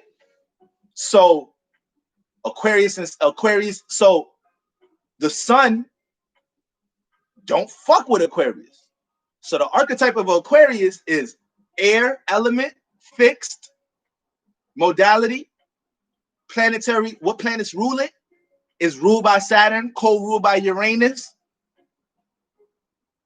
Okay? What planet falls here? The sun. The sun is at detriment in Aquarius. The sun falls in Libra. That's why motherfucking Aquarius and Libras could be so damn stagnant. Libras is worse. Libra's worse than the Aquarius. Libra worse. Libras is lethargic and lazy as hell. Trying to work through, trying to see how other people, trying to get shortcuts. Trying to analyze how other people working on things to try to get an intellectual shortcut on some shit. At least the Aquarius, you know, but no, the sun detriment too there. The sun detriment too there. So Aquarius is, y'all be in y'all goddamn head too much. This is why Libras and Aquarius is, we be stuck in the thought too much. We think we acting on things. We don't be acting on shit. That's why the sun don't like the air element. Cause it's like, I can't push out in like, I'm always trying to push out and feeling like I'm action oriented and mentally in my head instead of being action oriented. All right. You got sun and fire. You got somebody that acts, expresses, pushes out. Sun and air, a lot of that action, a lot of that light is going towards thinking. So Libras, Aquariuses, light part of your life path is getting up off your ass and learning to take some personal initiative and not always having to correlate things with other people. Now, it plays out in different ways with Libra and Aquariuses, but I just wanted to break down the archetype of Aquarius. So the planet that falls matters. That affects the person, the archetype of that Aquarius, of that archetype. We can do this with any sign. Cancers. What's your archetype? Water, element, ruled by the moon. Cardinal is ruled by the moon. What planets fall here? Mars. Mars fall here. All right. So we already know the water, the connecting, all right, dealing with the feelings, emotions, cardinal. So it wants to create the temperament. It ain't don't want to react to it. It's creating it. So you react to it. All right. It's the leader with the feelings and emotions. It stamps the feelings and emotions first in an environment, in a situation, in a relationship. That's how it leads. That's how it finds direction with things, leading with the emotions. All right. Now, Mars falls here. Mars falls here.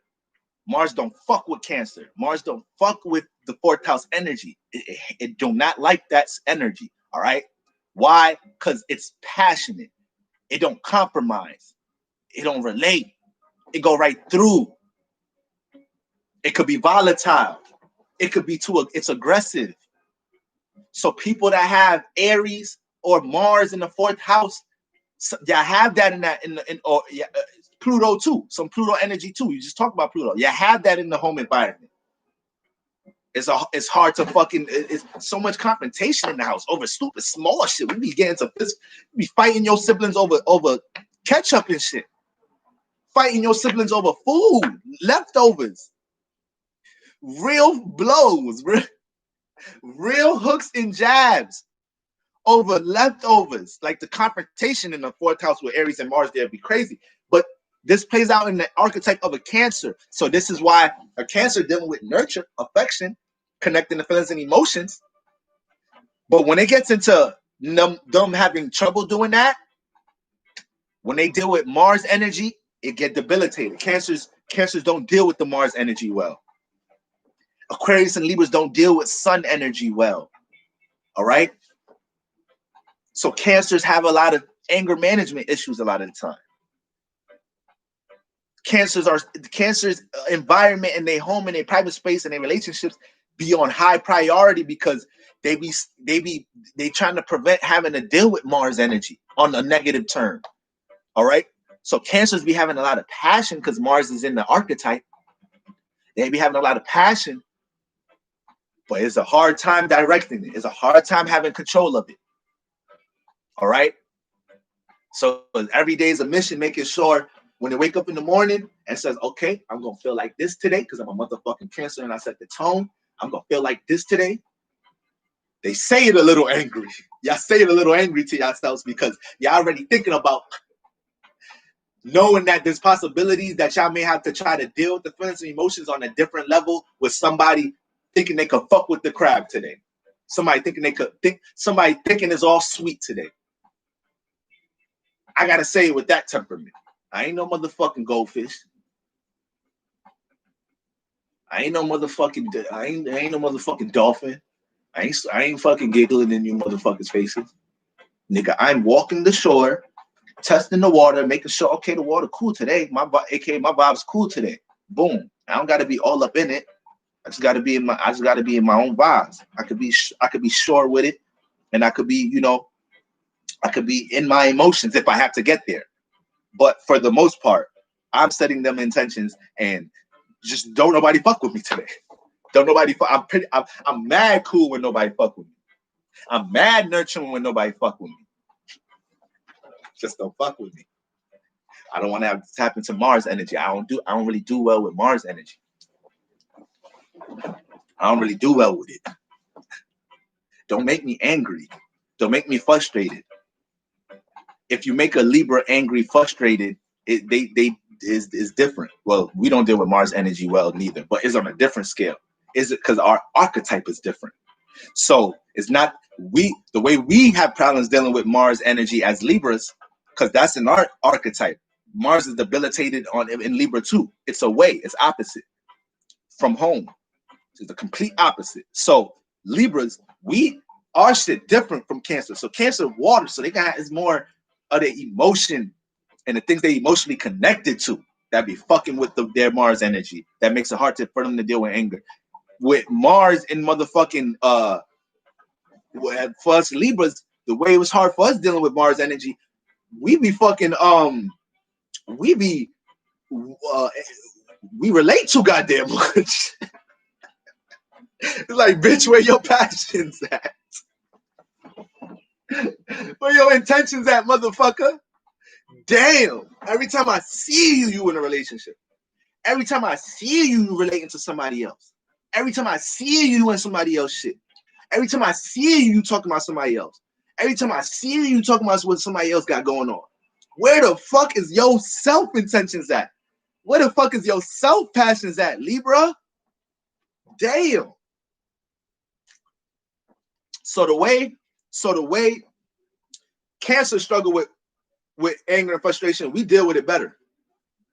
Because we could think our way out of anger a little bit. Air signs start learning how to psych themselves up out of emotions. The more evolved air signs. All right. They start learning that they don't really deal with emotions, that they deal with the intellect. So when they start getting more of a grasp of their thoughts, they're able to start having way better quality of how they deal with their way better quality is not the right word. A way better, grasp on how they dealing with their emotions and feelings. Okay. But so yeah, that's the thing with us Libras. We're too relatable. We like too much.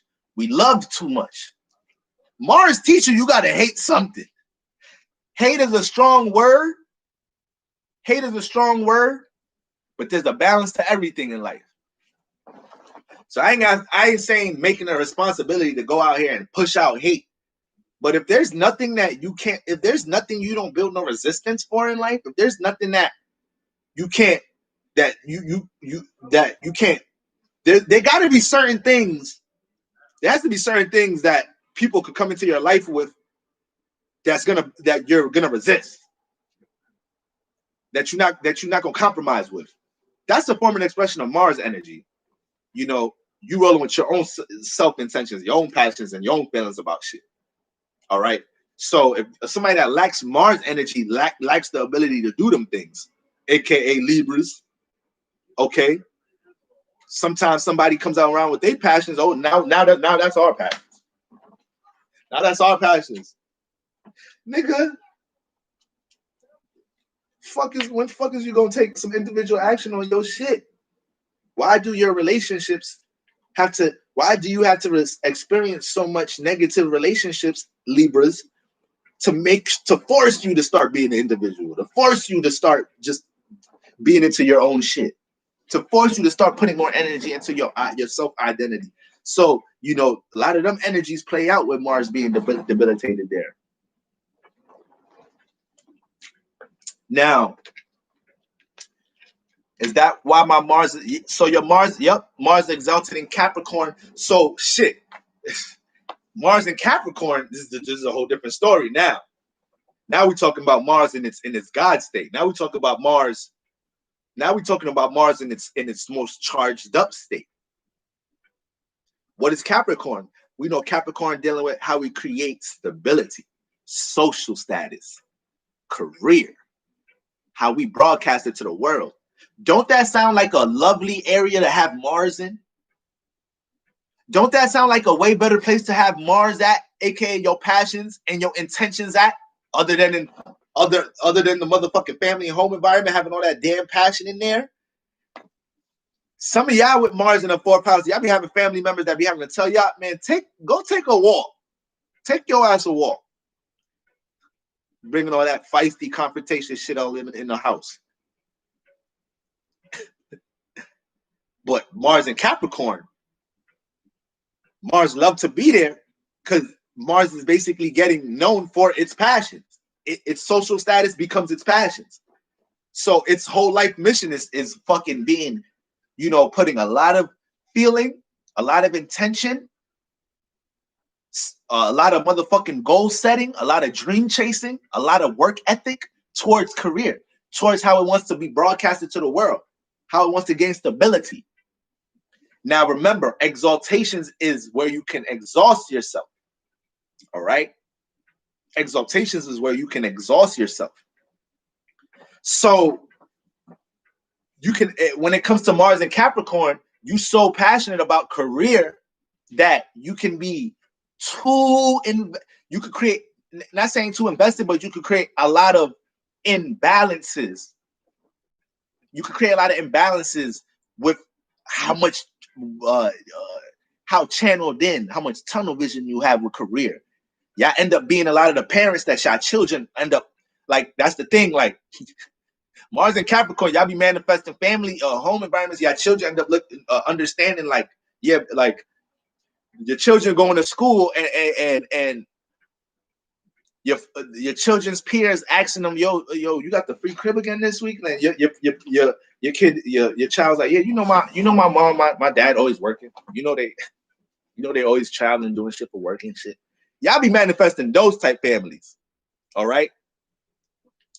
So much passion, so much intent in this lifetime, the career, social status. This is people that want to. This is real. This could be these be your mega entrepreneurs. These also could be your mega business sharks. Motherfuckers that'll take your business because you ain't copyright that shit. But you my cousin. You my best friend. It's like, nigga, how the fuck you just gonna be mentioning this creative ass idea to build stability around me all the time and you ain't saying no real intention on it? You ain't putting no real passion into it. You being all intellectual about it and shit. You want some Libra shit. You want to talk about this shit all day. You want to relate this shit all day. So shit, I had to go do my business now. But so you mean our business, right, bro? Like, you mean our business, right? We came up with the idea together, bro. Like, I'm the only person you ever spoke to about this business idea. Like, our business right now, bro. Our business. Hold on. Who am I right now? I'm a Capricorn, right? Wait, hold on. Mars and Capricorn. Hold on. Let me look at this contract. Contract. Yeah, I got this this the LLC right here. Wait, hold on. You copyrighted this shit? I mean, bro, it's 2020, bro. It's 2020, bro. We gotta be a nigga wise. We gotta be wise with how we do business. Sagittarius season. We gotta be wise. It's like, oh, so my name and everything is in the copyright, right? The LLC. All right, look, this is what we're gonna do, bro. Mars and Capricorn. This is what we're gonna do, bro. When this business of mine's, blows up and continues to gain traction the way it is, I'm gonna shout you out, bro. I'm gonna let niggas know. I'm gonna shout you out, bro. You feel me? But I'm on go. So these be your business sharks. Wherever Mars at, it takes.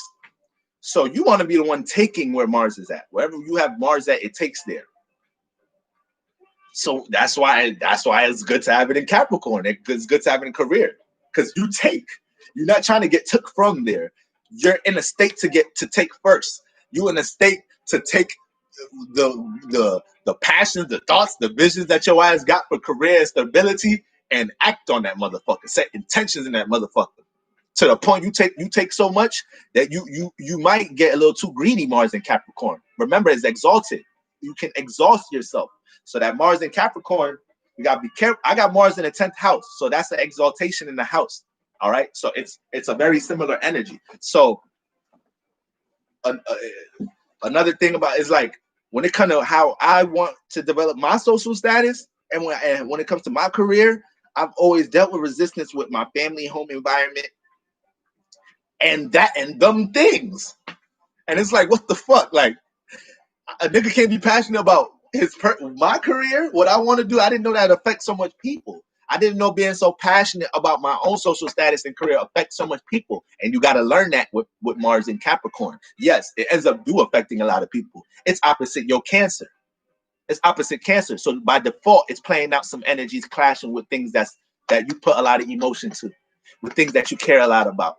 All right. So with great power come great responsibility. All right. All right, we almost 2 hours into this thing. Where we at? We was at the 5th house, right, y'all? We finished around the 5th house. That was a little astrology break off right there. Capricorns are always looking for a game, though. They're always looking for an opportunity to level up, even if it's in a cold way. Saturn don't care about feelings and emotions. Okay? Capricorns, Aries could be a little thievy. A little thievish. Thief in the nights. Think Borrow the astrologer don't know? Think I don't know? You think the Capricorn moon, Mars, and the 10th house don't know? That should come down to all levels. Y'all niggas will steal leftovers and steal business ideas. So you gotta be careful of that shit, family. We gotta be careful of the negative frequency vibrations that we can fall into in all energies. We have to always see the balance. Now, when we talk about I actually like that we did that because it gave us a real good feel for. And if you guys want to gain more awareness about the archetype of these signs, yeah, go ahead and look at my videos on YouTube. That was the first series I did. Well, I think it was like the planets, like probably a couple years ago, but is breaking down the archetypes of each sign. All right. So you want to see the archetype of your sign. Lets you know what energies you're home with, aka the energy that rules your sign, the elements, your modality, and it lets you know what energies you naturally debilitated with. Whatever planets fall or are sleep, quote unquote, fall or in a detriment,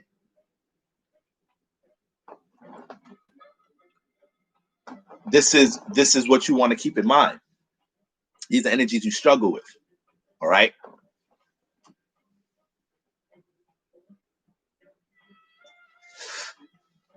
So,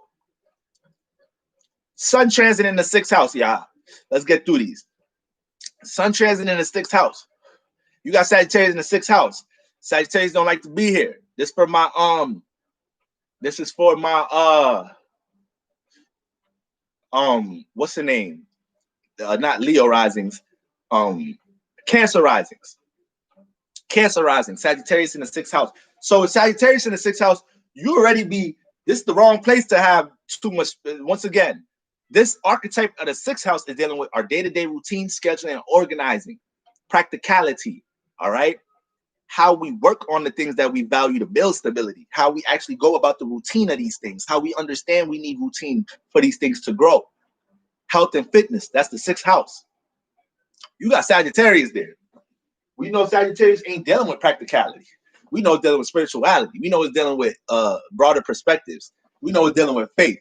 So a lot of the times you could be creative about how you go about your day-to-day routine, and you being placed in a lot of experience to understand the importance of day-to-day routine scheduling and organizing. But at the same time, you could be a little too philosophical about it.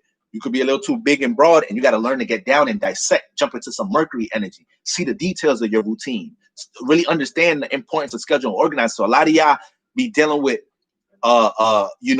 some of y'all can have Cancer risings. It seems like your day-to-day routine, schedule, and organizing is where a lot of the main lessons be at.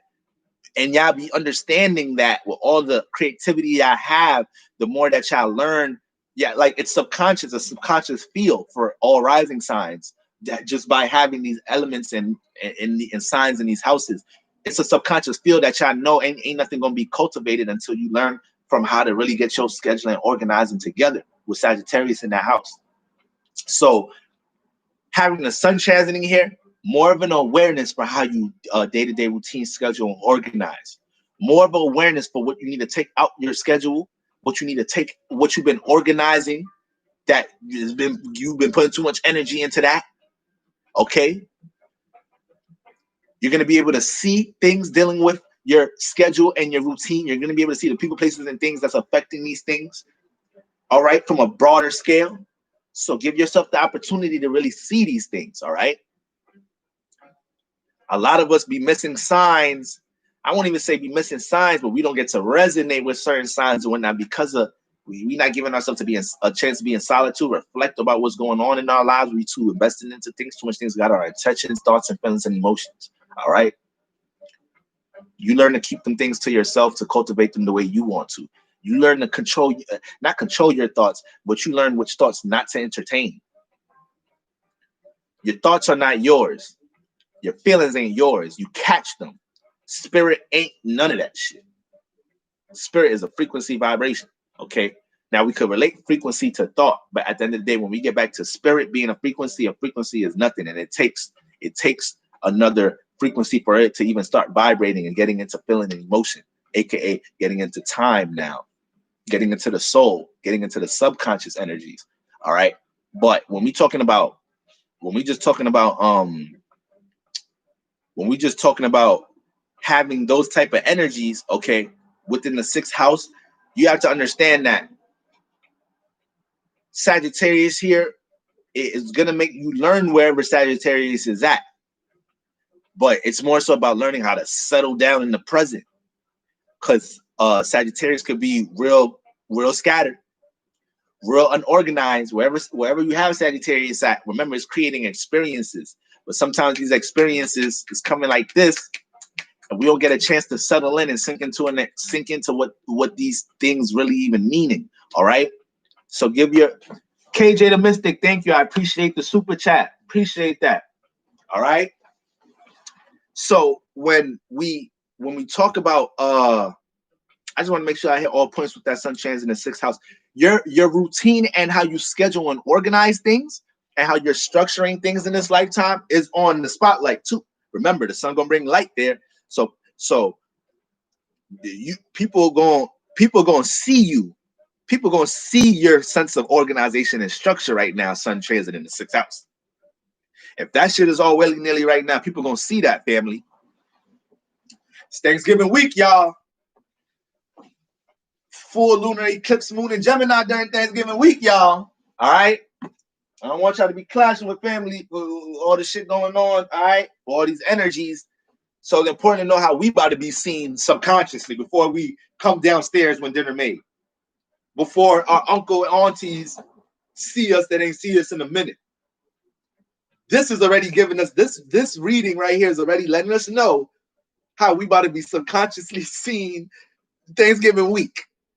Whether we've been grinding on this, on our spiritual path here, doing that, supporting this and that, being an angel here, being an angel there, regardless of consciously, these are the energies people gonna see from y'all Sagittarius season. So sun in the sixth house, people gonna see your sense of structure and organization in your routine.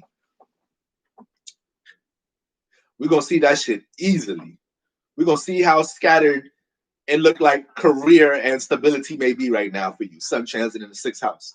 So Sagittarius season is all about you making. See, that's the thing. Wherever Sagittarius at, we already at this point, we done been through so much experiences and picked up so many gems there. We all have gems. We all have a sack of fucking gems. Every single one of us. A motherfucking fool have a couple of gems in his back pocket. But applying them is different. Applying your wisdom into your action, aka aligning your Jupiter and Neptune with your sun and your Mars. That's a whole different story. It's a whole different story. Aligning your Jupiter with your Jupiter and Neptune with your moon is a whole different story. So if you have moon conjunct Neptune, Jupiter, or sextile trine, you may be somebody that knows how to react and respond to their experiences. All right. If you got moon or sun square opposite Jupiter, Neptune, you somebody that be learning. You be learning this, the things you be learning. You feel me? You have to go through so many experiences sometimes to understand that has to be something that's applied to your actions. It's not just something the universe trying to teach you. But like, yeah, I just want you to learn this. It's good. It's cool for you to know. I just want you to go through all these heartbreaks because it's cool for you to know. It's just like, it's just to feel how that shit hurt. And like, you just cry all day listening to, Drake and shit, listening to, soaking into your waters and shit. I just wanted you to know how that shit feels just cause. I just wanted you to know how it feels to lose everything just cause, like, ain't no real big lesson here. Ain't nothing really to take here and apply it to anything else. It's just, I just want you to experience that shit for real. I just want you to experience losing everything because you wasn't really focused and you was putting your desires and pleasures in so many places and you had no control of your feelings, thoughts, emotions, and your thoughts. And you just lost sense of stability. And we in Earth, and this realm deals with a lot of motherfucking stability in Earth and Saturn energy, which deals with foundation and practicality. And you wasn't using none of that shit because you just lost in your desires. And this is why you here. This is why you reincarnated. And this is why you motherfucking lost anything. But yeah, that shit ain't really got nothing to do with everything. I just want you to experience that. It's nothing about you. It's nothing about you having nothing to eat, sleep, you losing things that you've you having a bad reputation because you had too big of an ego. None of that shit got nothing. It's nothing from them situations that you have to apply to the present, to the future. It's just, So it's how we applying our gems, family. It's how. All right. Every day we gotta strive to practice what we preach and be examples of the people you have to be who you are to be who you want to be. That's just that. Literally. That's it. It's that simple. You have to be who you have to be who you want to be. Just be that person.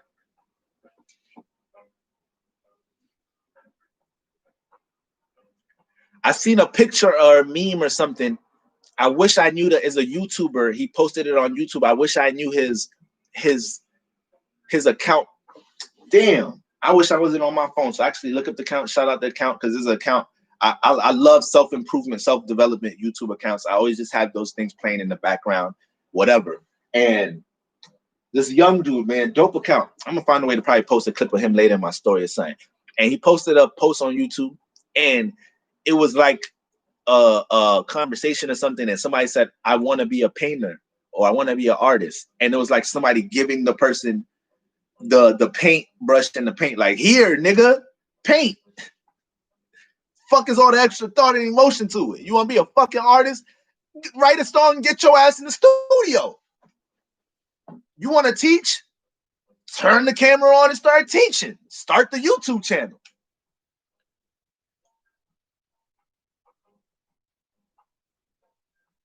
Does it really have to be that hard, a family? Do we really have to add extra energies into things that simple? We really make things hard. We really make things extra because we, as a spirit, we ain't none of this shit. So we dealing with feelings, emotions, and thoughts. That's a lot. Like, we juggling these things. It ain't easy. It ain't easy, but it's simple. It ain't easy though. So you gotta be who you want to be to be that person. You see that potential in yourself? Do everything that you feel like that person doing. That's it. That's it. So family. Sun in the sixth house. Good segue for y'all, because y'all routine and how y'all organize and schedule. Y'all gonna be able to see how you haven't been sharp with these things. All right. You're gonna be able to see what isn't supporting these things and what is supporting these things. This and it may just come from it being expressed from somebody from outside looking in. Like, yo, what's up, bro? Where's your sense of organization at? Where's your sense of stability at, my guy? All right, spirit talking to spirit. I ain't judging. It's just looking a little unorganized and chaotic. Look like you ain't really structuring anything. Look like you ain't really working on anything. Yeah, if you manifest them energies Sagittarius season, that lets you know you've been out of alignment with how you're supposed to be scheduling and organizing. And the house lord for the sixth house, all right, this is a placement that I use when I'm doing my career readings, or whenever I'm emphasizing us dealing with career and building a foundation and stability in our life. That sixth house lord is vital, because the sixth house lord shows you the area like you always need to make sure you're scheduling, working on, organizing, and routining. So for y'all Sagittarius is in the sixth house, see where Jupiter's at. If you have Jupiter in the first house, you need to always be working on your personal issues, your personal relationships, your personal insecurities. Work on them, evolve on them. You got sixth house lord in the third house. Make sure you're always working on how you're communicating to others, how you're relating to others. Make sure you're being consciously aware of, how you're making an effort to be a better communicator. All right. To be more conscious of how you relate certain thoughts to others. All right. How you engage in relationships. Always working your relationships. Being in contact and networking the fruitful relationships where, fruitful things can come out of them. All right. That has to always be scheduled and organized and routine. Sixth house lord in the 12th house. Now this the opposite. All right. So this house ain't got shit to do with scheduling, routine, and organizing. This is your dreams, your imagination, your subconscious, your intuition, your faith, belief. That's what you need to make sure you're always working on. Your creative attributes, shit. You write poetry, your ass, I better see 7 haikus a day. Fuck is wrong with you? I better be hearing flower lotus bomb references, you better get the writing. You better craft, you better work on your creative craft. 6th house Lord in the 12th house. You're here to organize and schedule your dreams and your imagination. You done went too many lifetimes not doing that. Just float in your imagination. Nah, you have to make it real now. You have to make it real. It's Earth house, 6th house. All our Earth houses is our reality houses. So depending on what elements, energies you got going on in your 2nd, 6th, and 10th houses, gonna show you a whole lot about your the physical reality that you incarnate into. Your moon sign shows you the world you live in. The sun sign shows us the shit you be paying attention to and you consciously aware of. Your water houses show us how you deal with the feelings and emotions. Your Saturn placement shows you how you see reality. How you see reality may be unrealistic as a motherfucker, by the way, from the way I see reality, depending on where our Saturn placements is at. So with the 6th house, or the energies in your Earth houses, depending on what's in them houses, how you be seeing reality. You got water up in them houses, you be seeing reality based off how you deal with your feelings and emotions, how you deal with your thoughts and your dreams and your aspirations and your subconscious. You got fire in them houses, you be seeing how you deal with reality with how your creativity, your visions, your aspirations. Off rip by default, fire and water in with the terms of reality is already a uncompleted sentence. Off rip by default. You thinking fire or water, you ain't thinking reality. You ain't thinking reality.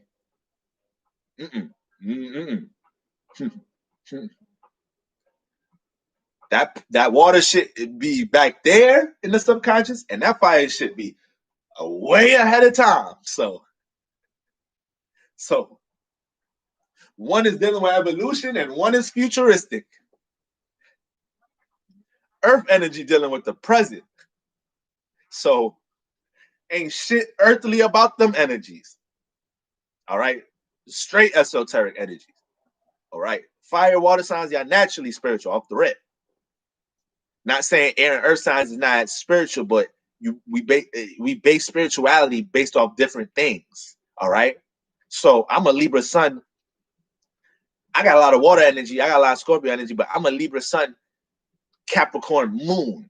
So when it comes to how I see spirituality, for the most part, if I feel like I'm not making sense of my reality based off what I'm spiritually into, it's gonna be like, nigga, my spirituality ain't shit. You teaching this, teaching that, but you broke. But your life look like that. How is spirituality really helping your reality, your structure and foundation? Does it even matter to be that spiritual if you even got no structure foundation? That's how my shit come off. So it's like, okay, I love us being into spirituality, but how are you being a magician and actually utilizing that shit and making something real out of that shit?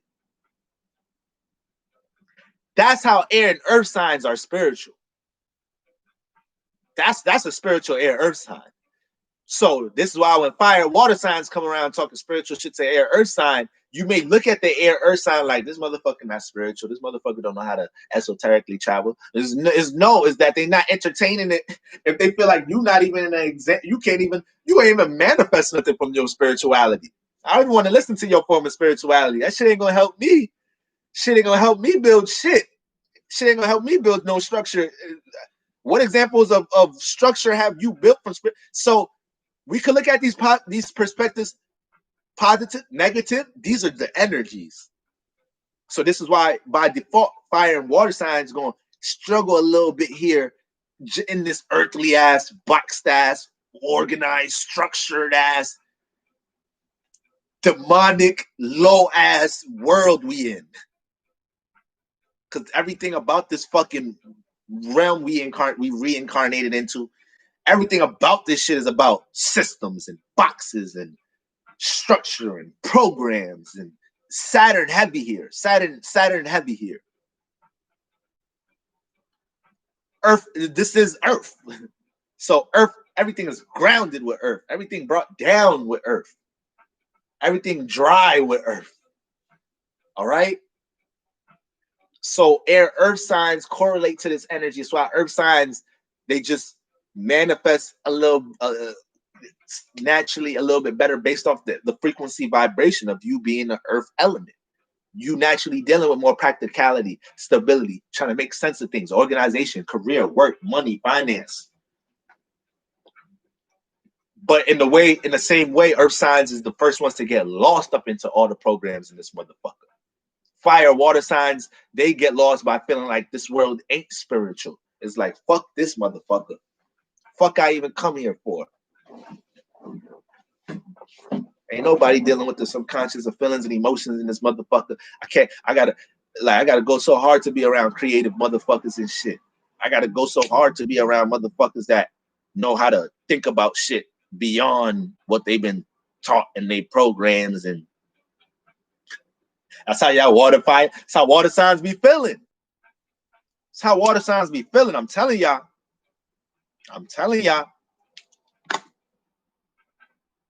Water signs be feeling lonely in this bitch. Water signs be feeling lonely because it's just like connection, true connection, and genuine energy is stripped in this realm. Everything that is natural, you're tone to build alternate perspectives around that. Everything that's dealing with genuine feeling and emotion and shit. Even as we even taught here that men need to be in masculine energy 100%, and women need to be in feminine energy 100%. Yes, that is your natural energies, but you do have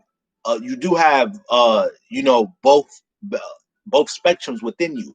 So best know how to be wise and how you should be jumping into your feminine energy, being from a masculine perspective, but not portraying it how a female would portray their feminine energy.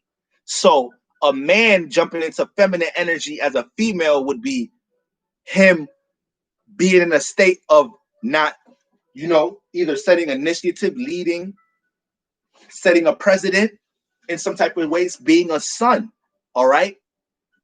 Bringing the awareness, coming with the plan, coming with the lead, all right?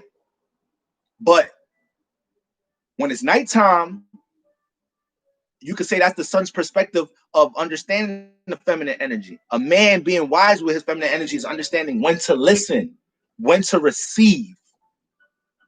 So when you're a man and you always feel like you so macho and you got to be seen, your son always got to be seen. Your light always got to be, you always got to attract something with your light. You always got to have a massive presence. But you don't know how to receive. You don't know how to listen. You don't know how to step back and observe. You don't know how to sink in. You don't know how to sink in and resonate into certain feelings and emotions and thoughts. You don't know how to deal with internal energies. You're always in a push out. You're always in the need to be seen. So that's a man dealing with the feminine energies in a more natural way, esoteric way. So I'm not saying a man need to be feminine, like overall. It's we talking spirituality now. We talk esoterically. Vice versa, a woman knowing when to jump into her masculine energies is maybe understanding situations where she's being taken advantage of, where her energies for receiving and honing in and listening is being taken advantage of. This when a woman needs to know to jump into some masculine energy and match that. Like, all right, this esoterically, this is the most wisest and this is the wisest way or the most reasonable period or experience for me to have to jump into some masculine energies, aka set an initiative, maybe throw out some leader-like ideas right now. Because when I've been receiving and honing in, I picked up on some vibrations. Those weren't harmonious vibrations. Those weren't vibrations that I know I should subconsciously be honing in on, even though I don't really know if it's right or wrong. Even though if maybe I didn't have somebody to teach me this is right or wrong. I'm still a moon. I still deal with feelings and emotions. So before we even get into morals, I'm picking up on the vibration of something. You feel me? So this is what a woman need to know when to jump into her masculine energies. Feel me? When that's being taken advantage of, whatnot. So that's just different examples for the most part. So sun transit in the 7th house. All right. Sun transit in the 7th house. So when we look at the sun transit in the 7th house, Sagittarius in the 7th house, this is for my Gemini risings. All right, Gemini risings. Sagittarius in the 7th house. So shit, a lot of experiences in relationships. This is not just why I say a lot of air signs is more to a rising signs archetype to let you know what they attract. So yes, a lot of air risings are going to attract a lot of relationships because they got air in the 1st house, period. This is what you personally invested into, what you personally correlate a lot of things to, communication, relatability. So you go manifest relationships, a lot of relationships, knowing a lot of people. But with Gemini risings, it's Sagittarius in the 7th house. So it's a lot of experiences with relationships. All right. Yeah, Gemini risings, whew, a lot of experiences with relationships. A whole lot. Like a whole lot. All right. A lot of experiences seeing how you toxic. A lot of experiences seeing how other people be toxic. A lot of experiences seeing how you may attract a toxic people. And the overall lesson here as a Gemini rising with Sagittarius in the 7th house, because this is your opposite house, so this is what you attract. You need to learn to resonate with people of substance. You need to learn to resonate with people you can learn from. Gemini rising. You don't need to be just relating to anybody for anything because you just so relatable. Because you have, superb social skills. You Gemini risings I don't think Gemini risings get as much praise for how different y'all are with communication, because this the thing about y'all talk to y'all damn selves all the time. Because it's the 1st house. The 1st house is you, the personality. So Gemini in there talking to themselves all the time. AKA, there's always a setup before they about to talk to somebody else. It's hard to read their mind. You don't know what's on the Gemini rising's mind more than the sun and moon in Gemini. You're going to pick it up more what's really on their mind, even though Geminis talk subliminal as hell. Y'all don't really talk direct. Geminis are not really direct talkers. You can't take them directly. You don't take a Gemini sun moon rising directly. You get lost in the sauce. You get lost in the motherfucking sauce. You got to learn how to read different communication methods with them. All right. So Gemini risings, before they even engage into relationships, how they about to communicate, set up. They got 10 different comebacks for the first. They thinking about 15 different ways you could greet them back and 25 different reactions to that. Yeah, that's how quick the Gemini mind you think is a game. That's how the Gemini rising mind works. 1,000 scenarios before they walk into some shit. Before they personally engage into something. Mercury's going off, especially if people involved, relationships involved, some form of communication about to be involved. Oh yeah, I'm gonna prep that in 60 seconds, but I'm gonna have 1,000 examples of how I'm about to conduct myself intellectually. I have 1,000 different auras or ways of communication. Like when you're dealing with a Gemini rising, y'all know how to throw out bait communication. Y'all know how to throw this person out to talk. A Gemini rising is like say if I'm a Gemini rising, the real me is really over here. What y'all talking to right now ain't really me. The Gemini rising is over here controlling me. Like I'm really just talking to these motherfuckers. We ain't really engaging with y'all. I'm just talking to him. I'm just talking to me. And me just looking at me talking to the other person, aka analyzing the whole conversation, everything as the shit is going and shit. Like, so you can engage into so many forms of communication and relation. LeBron James is like one of the LeBron is one of the dopest Gemini risings examples I see when it comes to this. Have you ever seen somebody? Do you see LeBron's interview skills? You see how he articulate himself? That nigga got articulate ass fucking way to poised as hell in whatever type of situation, whatever type of speculation and criticism about him and his get. He really don't get into shit outside off the court as far as, you know, things that get broadcasted in negative light. His real huge critiques is the actual game of basketball, but that nigga know how to answer some interview questions. You ain't fucking him up in no interview. When that nigga loses the championship and he about to go to the press conference, y'all ain't gonna about to play no fucking mind games with him. And he a Capricorn on top of that. Y'all ain't about to play no fucking mind games with him. Asking me these dumbass questions and shit. I'm gonna make you feel stupid as hell because I done thought about 1,000 different dumbass questions y'all was already about to ask me. So I'm mentally prepared for y'all bullshit, and I know how to articulate myself in certain ways and see the details and organize my thoughts in certain ways to have a presence with how I articulated what I said. So it just doesn't sound good. I pinpointed your bullshit. Gemini rising.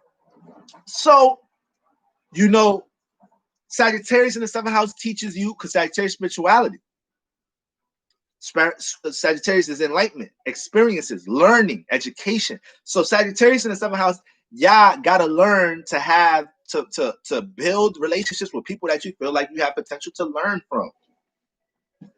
Y'all might entertain, y'all be influenced to entertain mundane relationships. It's people y'all be having in y'all space. It's like, what if y'all Gemini risings be trying to connect to people on a one-on-one level, and Sagittarius in the 7th house is like, what the fuck is the meaning and reason of connecting with this motherfucker? What do you get out of connecting with this motherfucker? Sagittarius in the 7th house. All right. Yes. Can be too smart for their own good. Yes. Hell motherfucking yes, Gemini risings. Woo! Too smart for y'all own good. Shit. A lot of times, a lot of placement signs play out too goddamn smart, too much in their left brain for their own good. But Gemini risings, man, the way y'all self-talk, the way y'all break down details about yourself and how y'all want yourself to communicate, it's like y'all be playing The Sims with yourselves. Like, so,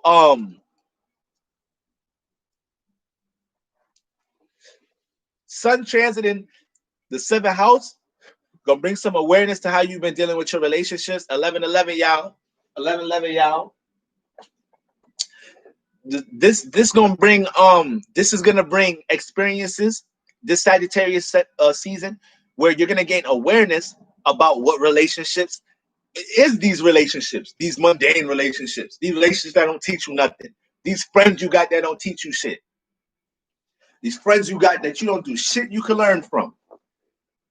You don't even, it's not even a spontaneous friend that could create some experiences with you and they down to learn some shit. Like, they just stuck in certain programs. They just stuck in what's familiar to them. And Gemini risings, yeah, manifest relationships, karmic relationships and whatnot with Sagittarius, with Jupiter being your 7th house lord in the 7th house, that be having, y'all have relationships that transform y'all whole personal way of thinking about shit. Y'all be manifesting a lot of relationships where that person was on a spiritual path and they see something in y'all.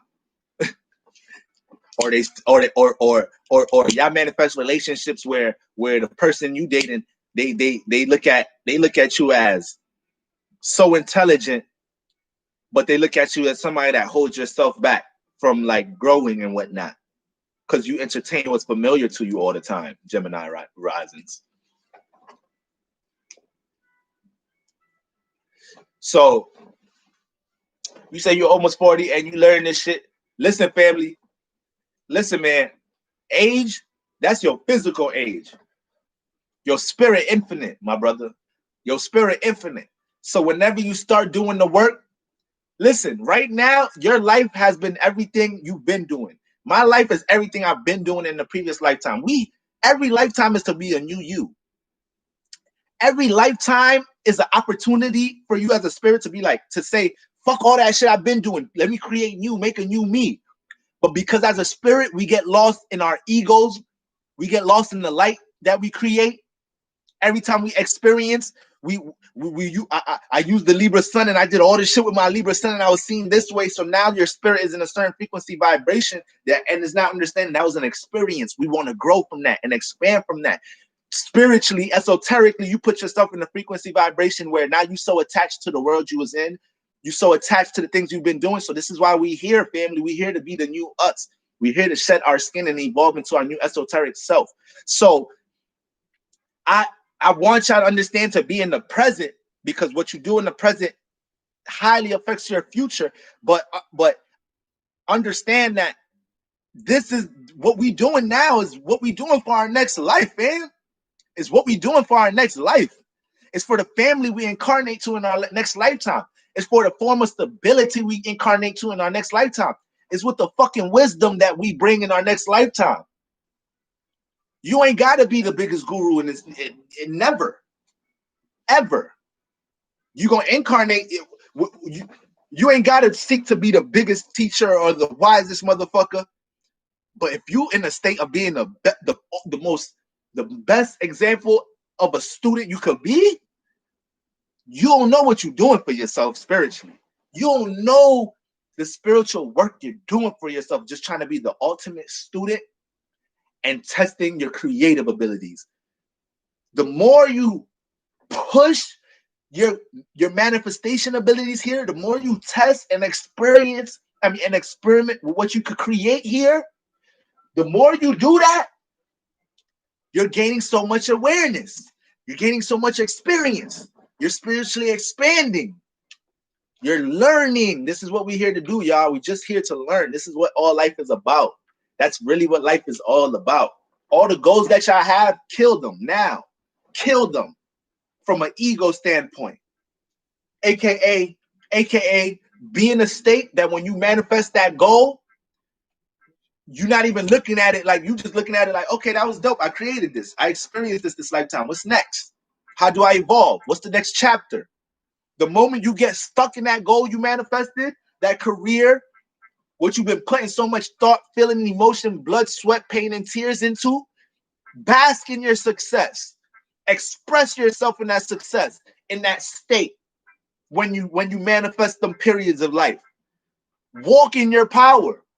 Don't let motherfuckers underestimate the power, the focus and discipline and energy and the shit you had and the restriction and the resistance you dealt with to get to where you want to be at and where a lot of y'all and a lot of us are heading. But for the most part, we fuck up spiritually when we get there and we get content. We fuck up. We take such a huge toll on us spiritually when we don't remember everything expires, that we can't get content in our high horse. Why you think people love humble celebrities? Why you think people? Because it shows you something. It shows you, damn, this person kind of unfazed by everything around them. And you may not think this to yourself, but you're gonna catch the subconscious vibration from this energy. Like, would I be able to still be this humble and show that much gratitude if I had all the possessions, physical possessions that I want now? Would I be able to be that detached from it? Would I be able to look at, would I be able to get all the jewelry I want in the world and just not wear it and not give a fuck and give it away whenever just cause, and look for the next thing? Like these are things we gotta ask ourselves. Every goal you have, you always want to be in a state of once you saw what you did, it's created already. You just have to put the physical time in. The thought was the creation. When you think of something,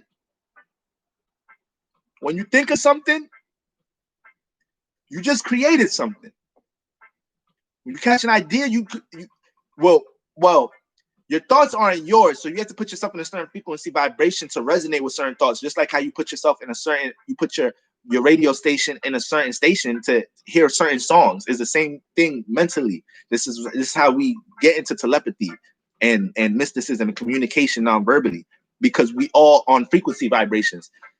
So if you're keeping yourself in a high frequency vibration, you're gonna be resonating with with catching certain high thoughts.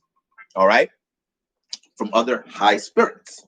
But if you're in a low frequency vibration, what you gonna attract? What you gonna manifest? Some low ass, heavy ass, demonic ass spirits that's trying to throw their demonic ass thoughts in your head to continue doing the demonic shit you doing, or the shit that you doing that got you lost in your desires or your pleasures in this lifetime that you don't know how to detach from, and or have a restriction and limitation from. They just gonna be around you all the time, influencing you, inspiring you, motivating you. Those gonna be the heavy thoughts and feelings you have because you just allow yourself to stay in such a low frequency vibration. All right. That's what you're gonna attract. Those thoughts and feelings. All right. And we be having thoughts and feelings bully us as spirits in this fucking realm.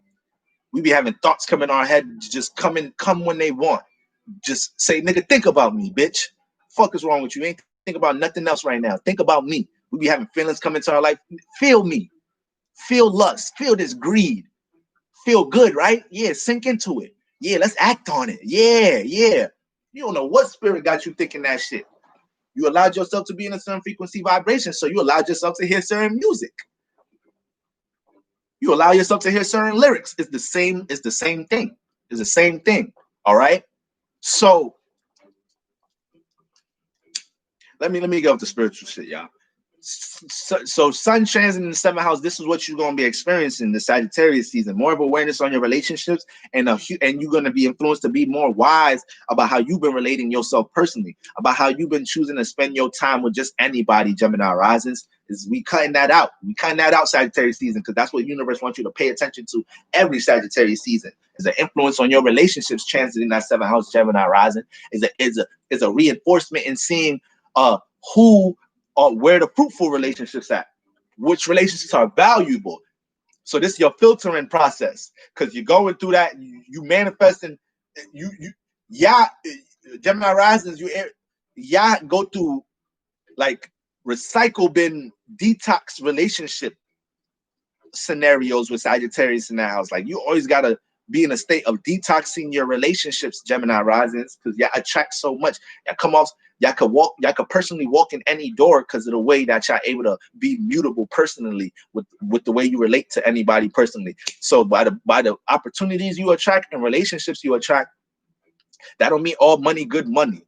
That don't mean all money, good money. That don't mean all relationships you attract good relationships. That don't mean all opportunities you attract good opportunities. And that's why Sagittarius in the seventh house, because it's teaching you to be more wise with how you personally connect with the external realm and who you choose to personally connect with on a one-on-one level. And that's what we're gonna see Sagittarius season. But you more so in a positive frequency vibration,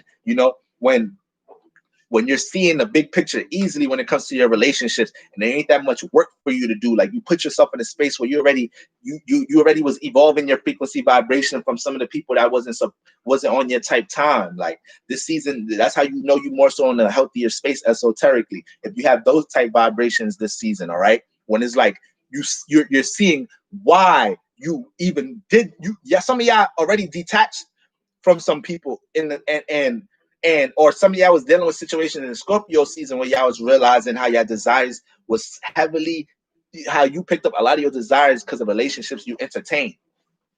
And you like, damn, this is not even something I picked a lot of these shits up from other people, from other relationships.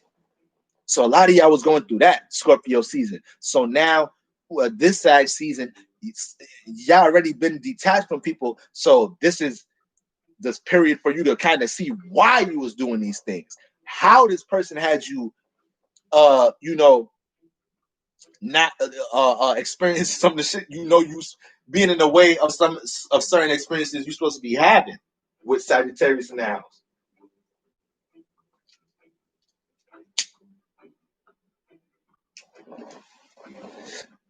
Now the way you relate is on the spotlight, it's on the stage Sagittarius season.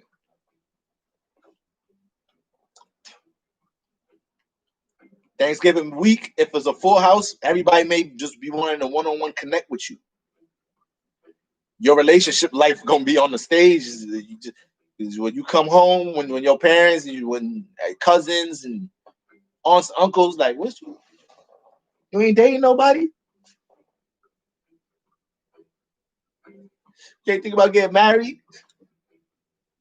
All right. So y'all gonna attract a lot of influences for y'all that's single. Y'all gonna attract a lot of influences that's gonna make y'all pay attention to, is this a reasonable time for you to be dating? Okay.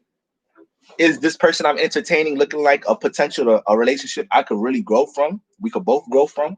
Have we been learning from each other? You gotta be able to see that right now, because that's what the sun trying to show y'all. The sun also trying to show y'all. Damn, I have one more point. It's gonna come back, but remember, the sun gonna put you in a spotlight. So, your partner. Like, if you are in a relationship, you are dating somebody, you really about to be really like gauging, like you about to get real esoteric on them right now. Like, damn, like you might start catching thoughts. Is this really my soulmate, my twin flame? Don't dive too much into all that shit. But you do want to look into your relationship and be like, is this all right? Is this bringing me personal spiritual development? Are we growing? Are we experiencing? Because Sagittarius in the 7th house, y'all cannot have no partners want to keep y'all in the fucking house, want to make y'all live a mundane life and shit. Y'all want to experience. Y'all already personally mutable. Y'all already mobile personally. Y'all already can adapt personally. Y'all already like real active in your familiar local environment. A lot of y'all could be like tour guides for your neighborhood. Like, y'all personally is so involved in your local environment, Gemini risings. It's like y'all knew the people that worked in the stores by name basis.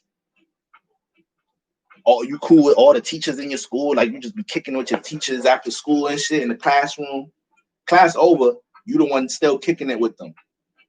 Gemini rising, talking to anybody, having a conversation with anybody. Curious about how other people think. Curious about how other people communicate. So you'll entertain any relationship because of that. So y'all have to know that. Like, y'all have to be able to stop and be like, what's really the substance of this relationship? It feels good as hell relating, talking, but what's really the substance here?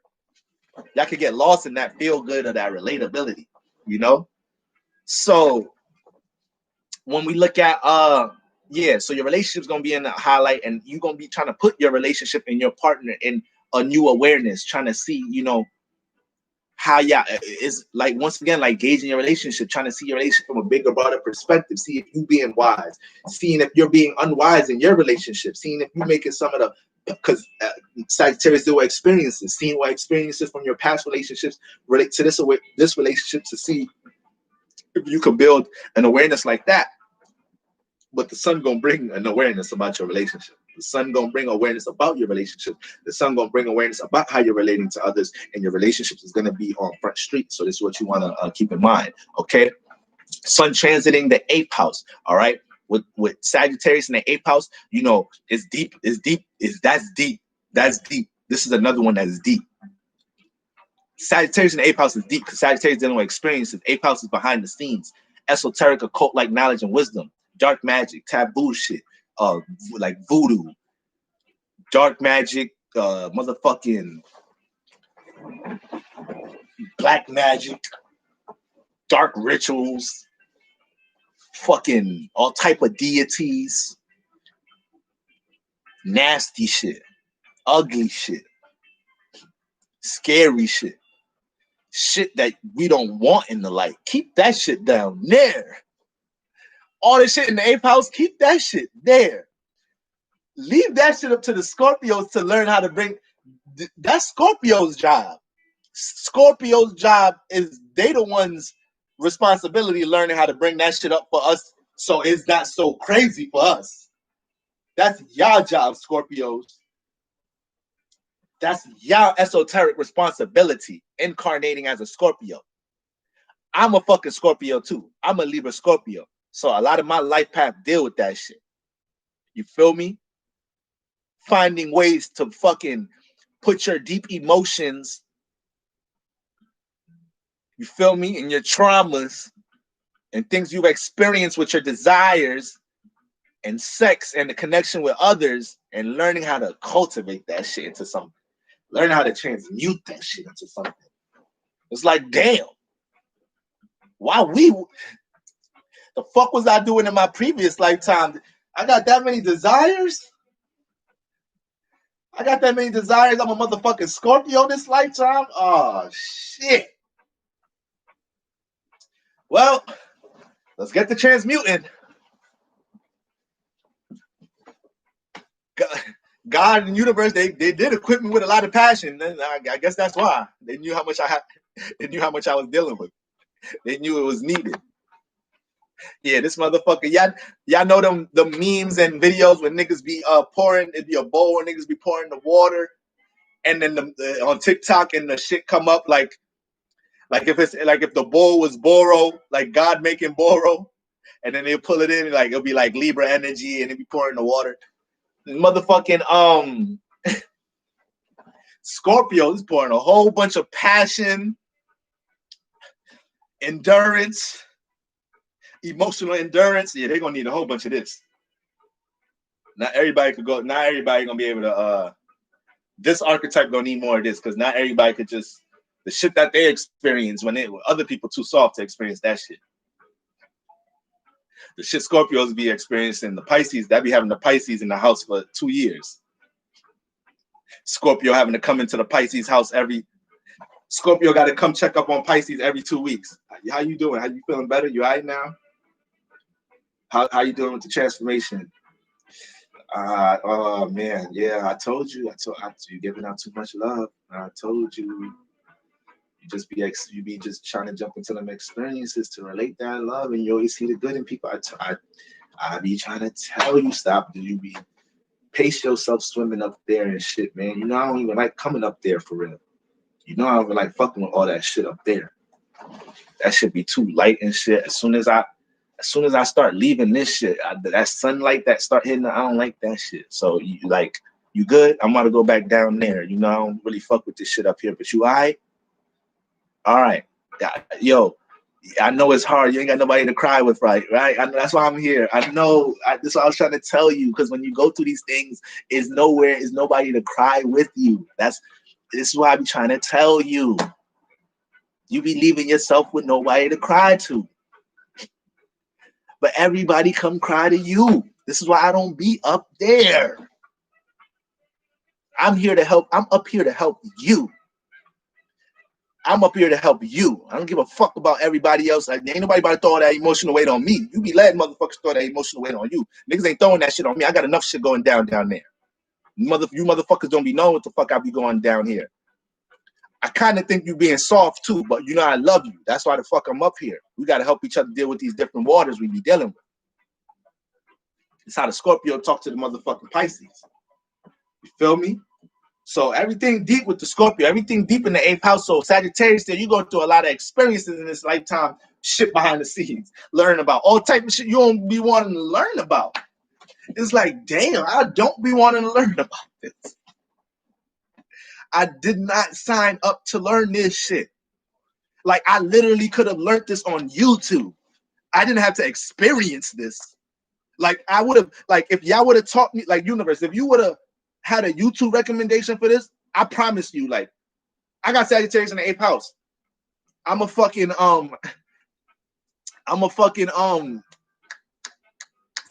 Taurus rising. So, you know, for the most part, I ain't really, you know, I like to learn about deep, dark shit anyways. So I could have just learned this one on YouTube. You know I was going to click on that YouTube recommendation, but you really sent me the whole experience. Like, damn. So that's what the fuck you Sagittarius in the 8th houses, you Taurus risings be dealing with. That's part of the reason y'all Taurus risings, y'all be... See, I love y'all Taurus rising. I love y'all Taurus rising because no matter what y'all sun moon is, people always see the giving y'all. Y'all some personally giving motherfuckers, Taurus risings. You feel me? You even feel like you personally being you if you ain't giving something. If you ain't like, you feel me? got that moon and Venus energy in your personal and with that earth there. So it's like earth material resources. So like it's possessions. So Taurus give you something, even if that thing they give you wasn't so extravagant, there was some value like a motherfucker in that shit. And they fuck with you so much that they was like, this, I'm gonna give this person his possession. But y'all niggas know how to pick gifts though. Period. That's what y'all know how to get a motherfucker a gift.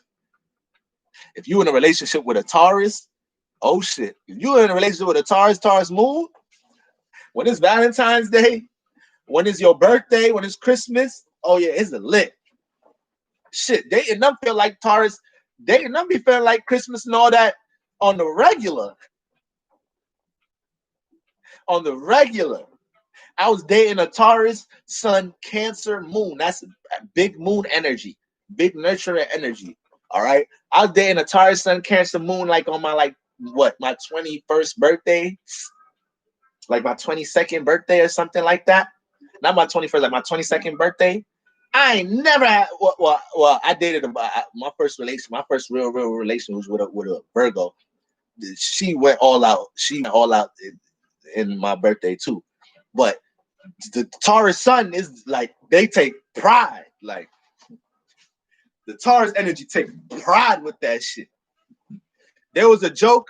There was this comedian back in the day, and some of y'all might pick up on this. That back in the day, that I used to watch BET late night, BET comedy, Def Jam and whatnot. Stand up. Was that the name of it? What's the name of BET? What's the name of the late night stand-up comedy joint used to come on BET, y'all? But anyways, I remember this one comedian was on that shit. That nigga was talking about the difference between how white and black people give gifts. He was like, white people, he was like, white people give gifts like, white people be giving gifts like confident as hell. Like like he made like a courageous ass, like confident giving face. Like, here you go. Like, so excited for you to open that shit. Def Jam. Okay, yeah, BT Def Jam. Then the motherfucker is like, but black people give you a gift. These motherfuckers start explaining shit about the gift before. Yo.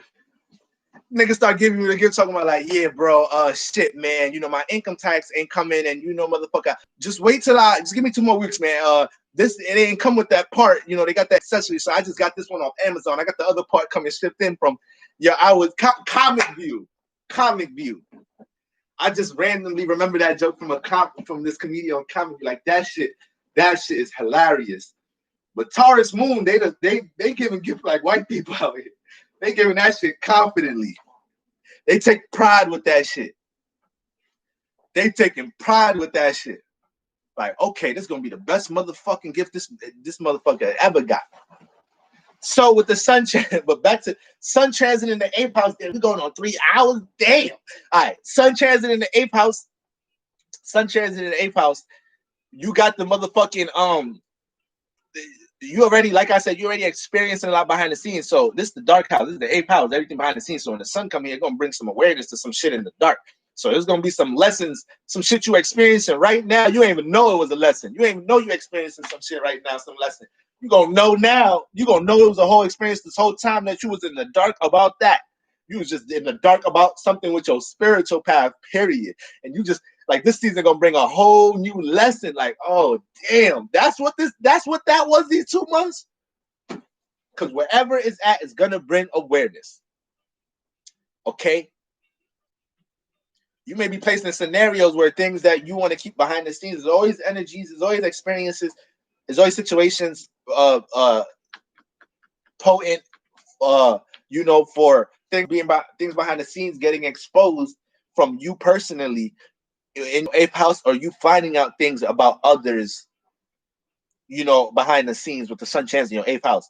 9 out of 10 times you're gonna get all them scenarios. You're gonna get just a couple of one of those. You're gonna get a couple of one of them spectrums. Either you got laying about some shit behind the scenes, or some shit about you guys. Some shit niggas know some shit about you behind the scenes. So the thing about Sagittarius, it's the sign of enlightenment. It's the sign where we rise up from them 8th house mystic struggles and lessons and experiences and lessons we being taught in the eighth house and spiritual gems, dark magic, esoteric spiritual gems we pick up in eighth house. You better be into some dark magic. People talking about they light workers. You better know how to work in the light and in the dark. You better know how to move into both. You better know how to move in both. And that's what the eighth house teaches, to understand that there's going to be situations in life dealing with ulterior motives, secrets, hidden agendas. All right. The eighth house teaches that. The sun transit in the eighth house is going to bring some awareness to if you have situations like this going on in your life. So you need to be in the present and see this. All right. But like I said, Sagittarius is a light energy. It wants to rise out of that. It wants to make things uplifting and upbeat and high. So you're going to be able to see the things that you probably kept heavy emotion on, certain things you kept fixated emotions on or whatnot, certain secrets or maybe things you were in the dark about, that you're going to be able to see this season like, yo, I see the bigger picture to this desire, this hidden emotion or this trauma or this thing I experienced. I could rise out of this. I could express this. I can enlighten others with this.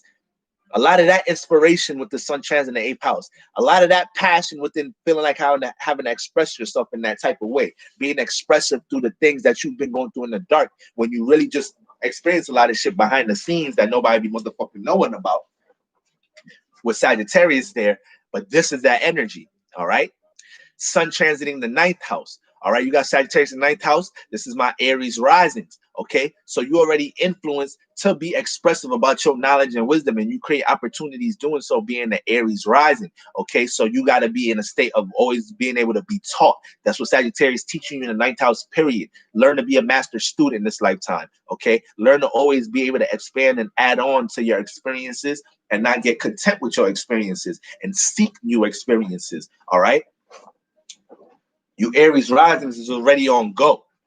Y'all already on go. Firehouse has got fire on it. But y'all gotta once again, you gotta get into the present so you can find the meaning and reasoning to these experiences that y'all going through for the most part. All right. So we want to keep that in mind with the sun transit in the ninth house. Sagittarius is already here. Don't want to play out too preachy energies as well.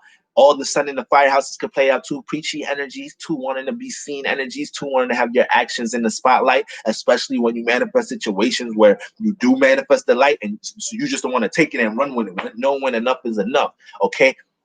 The ninth house is the house of experiences. So you're just going to bring awareness to all sorts of experiences, things you've been experiencing in relationships, things about your spiritual path. Every Sagittarius season for you, Aries rising, you guys get into real monk mode. You guys can get into real monk mode, you Aries risings, all right, with Sagittarius in the ninth house when the sun is in Sagittarius, because it's like, because fire burns through reality, because the Aries is such a raw personal energy and you're diving into things personally, okay, not needing blueprint, just going off of raw intent, passion, vision, okay, with your fire, with that cardinal spark energy that y'all have. Y'all experience a lot too personally, because y'all just dive into situations. Y'all say, fuck time, we here, let's live, let's act, let's do.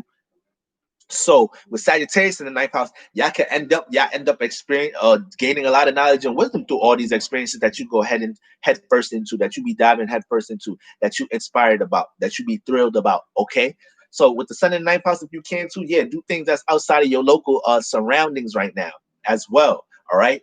Jump into things that's different right now, things that's foreign to you right now, things that help you think more so about things correlating to your spiritual path, your spiritual development. You're already naturally going to be in that essence with the sun in the ninth house, making you paying attention to these things. And it's going to be influencing you to have wiser actions, period. The sun is your actions on what you consciously aware of. This is the ninth house, the house of enlightenment. So it's going to bring awareness to things that you've learned and seeing how to take action on it. And you're going to feel the impulse to apply your wisdom now and to also express your wisdom. So be in the application mode and not overdoing the expression of it, because this is fire sign and a fire house. All right. 10th house, Pisces risings. Okay, Sagittarius in the 10th house. As a Pisces rising, okay, your influence, you're already part of your personal life path with Sagittarius in the 10th house. We know the 10th house deals with your social status, how you build structure and a foundation, okay? How you build organization, and build a foundation that forms a stability in your life from your social status, from how you know and from how you broadcast yourself to the world, from your popularity level, from how people gauge your social status. How can you pay a bill off of that? How can you make something off of that? How can you provide stability off how people know you and your social status? How can you rise to a status? All right. How can you develop the social status you want to provide stability? All right. That's all 10th house energy. Reality house. So when you have Sagittarius here as a Pisces rising, part of your life path deals with learning to push out the experiences that you sink into as a Pisces rising. Okay. You Pisces risings are learning a lot, and Jupiter in the first house is teaching you a whole lot about how to connect the feelings and emotions and from the things that you experience in your personal life. All right, but we know, well, Pisces is the feminine side of Jupiter, so it's sinking in and honing in and reflecting and revising on and being in the past tense of the experiences, trying to soak the wisdom out of the experiences, trying to sink into the vibe and resonate to help it deal with the future in some type of shape or form. Sagittarius is the masculine version of Jupiter. So Pisces risings have to understand you incarnated into this realm naturally being seen as a teacher. You're being seen as a teacher with a Jupiter influence in your first house, where how you personally express yourself and relate your feelings and emotions and ideas and thoughts. People see you wise. All right. People see you how you deal with compassion and feelings and emotions. When it comes to Sagittarius in the 10th house, this is the push out. So it teaches you that your life path is dealing with having to learn to express your knowledge and wisdom. Learning how to embrace being a teacher and enlightening others with the things you personally experience with Sagittarius in the 10th house. So with the sun transiting here this season, this is more of an awareness of understanding that, whether it's in your career field, whether it's within your home, within your relationships, you're going to see pockets of how you have to understand people see you as somebody they could learn from, and how you're already placed in situations having to enlighten other people to get from point A to B, dealing with your social status. A lot of Pisces risings, y'all be in situations where, like, if y'all doing group work, or if y'all working on something on a group with others, or you're trying to relate your creativity, y'all shy away from expressing how you truly feel about certain things on a creative aspect, or how y'all should do something. No, we already see you as a teacher. We respect your wisdom. Express it. Express it. That's what's going to help you create opportunities for career. That's what's going to help you rise to a status in this lifetime, Pisces rising, jumping into that masculine energy when it comes to your social status. When people know you, when you start realizing people recognize you for things that they learn from you, or how they learn something from your actions, how you express yourself, Pisces rising, embrace that. Teach them more. When people come to you as fucking sponges, shower them with some gems. All right, let them soak them up. This is what helps social status. This is what builds social status. This is what helps you. This is your formula to rise to the social status that you want. And with the sun transit in this house, this is what you're going to be seeing more of. You're going to be placed in situations where you're looking at your social status, seeing what you could do with it. All right. Being placed in situations where people, you're going to manifest situations where family, friends, or somebody from the external realm will come to you and make you think or feel about something that deals with your social status and how people see you, and you're going to have to sit with that. Damn, that's how people see me. All right. You're going to be an example of how to deal with stability right now. All right. And if you're wide, if you've been, because with Sagittarius in the 10th house, you're also being placed in a lot of experiences dealing with learning how to build stability, but it's hard there because Sagittarius dealing with, faith, belief, and spirituality. The 10th house is Saturn energy and Earth energy. Is dealing with, practicality, structure, business, being practical. So for the most part, it gets tricky there because a lot of the times your spiritual abilities, your teaching abilities is how you rise to a status, and you may get lost trying to do things in a mundane way, in an organized, structured way, in a working way. Now you got to find a way to express things that you've been enlightened about, tap into things you've been enlightened about in this lifetime personally, and start foundation from there for creating stability. The sun transit in this house is going to show you that, but we also going to see how you've been applying your wisdom with your forms of career. And you're going to be able to sink into that and catch thoughts and ideas of being able to realize, have you been applying the things you've been learning about career to how you want to develop your social status. All right. Motherfucking, I can't even remember. Aquarius risings. Okay. Aquarius risings. You got I'm about to say Saturn, Sagittarius in the 11th house. Okay, the 11th house is dealing with the unknown and unfamiliar. Is the air house dealing with relationships and how we communicate and relate ourselves to the public environment, to the outside world, how we communicate. Social media technology, social media and technology. That's a form of communicating with the external realm. All right, relating yourself, you're relating your individuality to the external realm, people you don't know, the unknown environment, how you establish that energy. That's the 11th house. So when you have Sagittarius here, you're gonna be in a state of building a bigger, broader perspective of who you've been associating yourself with. All right, it's the air house dealing relationships. All right, you have to be able to be wise and see how you haven't, or how you are being wise about the people you're working with, relating things dealing with stability and what you're trying to build with, what organizations you're being a part of. The sun transiting here is gonna be able to bring a whole bunch of awareness to what you should be acting on, which can involve who you should be connecting to build on certain things. Sagittarius in this house is placing you in a lot of experiences, teaching you how to express what you know to network, how to express with your knowledge and wisdom to connect to others, to relate to others. All right. So the sun here is gonna be bringing ideas, helping bring awareness towards how you network, how you relate your wisdom, how you orchestrate methods and outlets to connect your wisdom and your knowledge to the external realm. Okay, and how's that circulated in your relationships? A lot of these energies, okay, is an air house. We're dealing with relationships. We know Sagittarius is dealing with knowledge and wisdom. Okay, so be wise about who you connect to in the external realm. Be wise about who you relay your knowledge and wisdom to, because you don't want to be placed in a scenario you giving up too much of what you esoterically into to the wrong person in the unknown, unfamiliar. Sagittarius.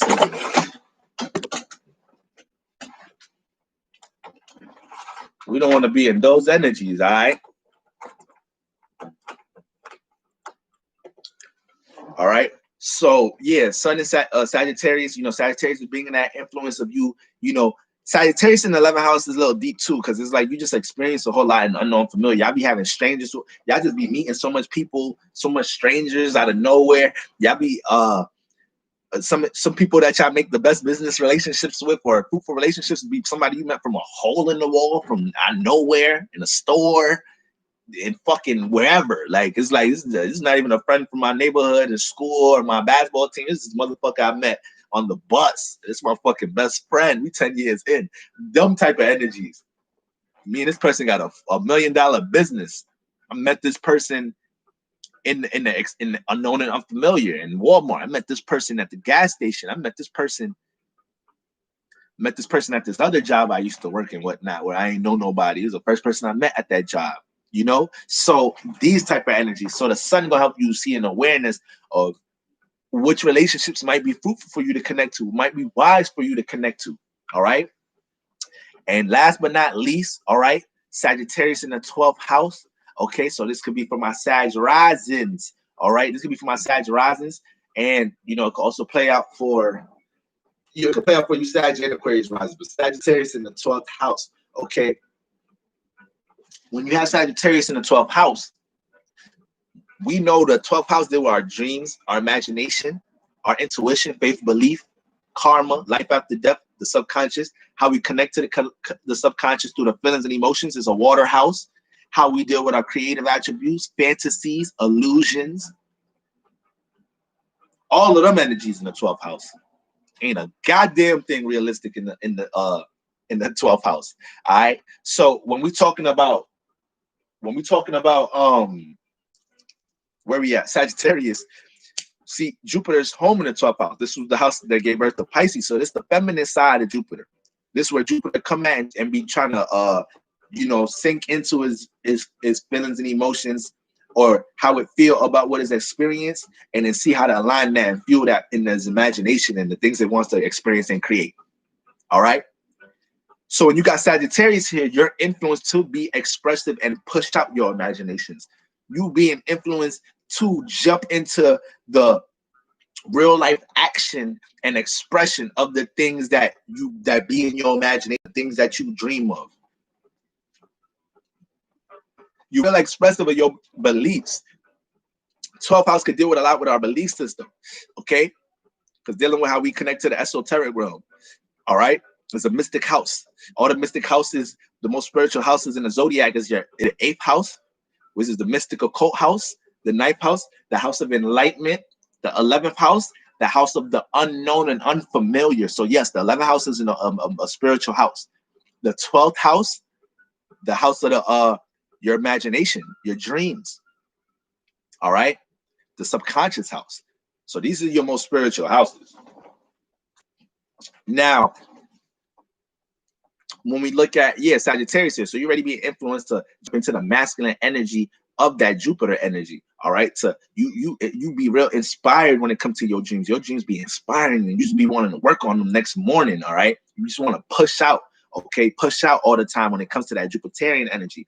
But with the sun transiting here, now you're gonna have a bigger, broader perspective of how to deal with your dreams and imagination. You're gonna be experiencing things that's you're gonna realize you've been learning things that's helping you with the dreams and imaginations you will have now. You're gonna realize this Sagittarius season, like, oh shit, this whole relationship experience is actually teaching me about how to connect to this dream or this imagination in real life time, how I cultivate that here. This experience is giving me the gems for that dream. A lot of them energies. Sun transit in the 12th house. All right. You could be, was this another area could get a little preachy because especially because it's a water house. So if you're gonna be emotionally invested in some type of way with in sun transit in your 12th house Sagittarius season into your belief system, you're gonna have more of an emotional intent when it comes to your dreams, how you want to express your imagination, how you want to creatively express yourself. So be careful with, people not aligning with your expression and your beliefs, what you're spiritually into, your creative attributes, and things from your imagination, from your subconscious right now. Because Sagittarius just wants the sun and Sagittarius just wants to push it out, express it. Everything about Sagittarius wants to share the energy, wants to spread the heat, spread the fire. Feel what I'm enlightened about. Feel my beliefs. You see what I got faith into. You see my perspective, my belief. Isn't it helping you expand on your belief system? Like that's what Sagittarius subconsciously want to do, and it comes down to the most simplest way as far as seeing somebody in a certain emotion and wanting to get this person to jump into this experience with them to provide another experience to uplift them, to maybe build a new perspective on what they may have been down about. Sagittarius is being some of them kids in school see a kid that's just like extroverted. A lot of you Sagittarius, I say sons a lot because this is what you consciously aware of what you see. So yeah, a lot of y'all Sagittarius son could see the upbeatness and optimistic in people. Y'all can see how optimistic people are or not. So y'all the little kids in school when the new shy kid came to school, you came up to them like, yo, what's up, man?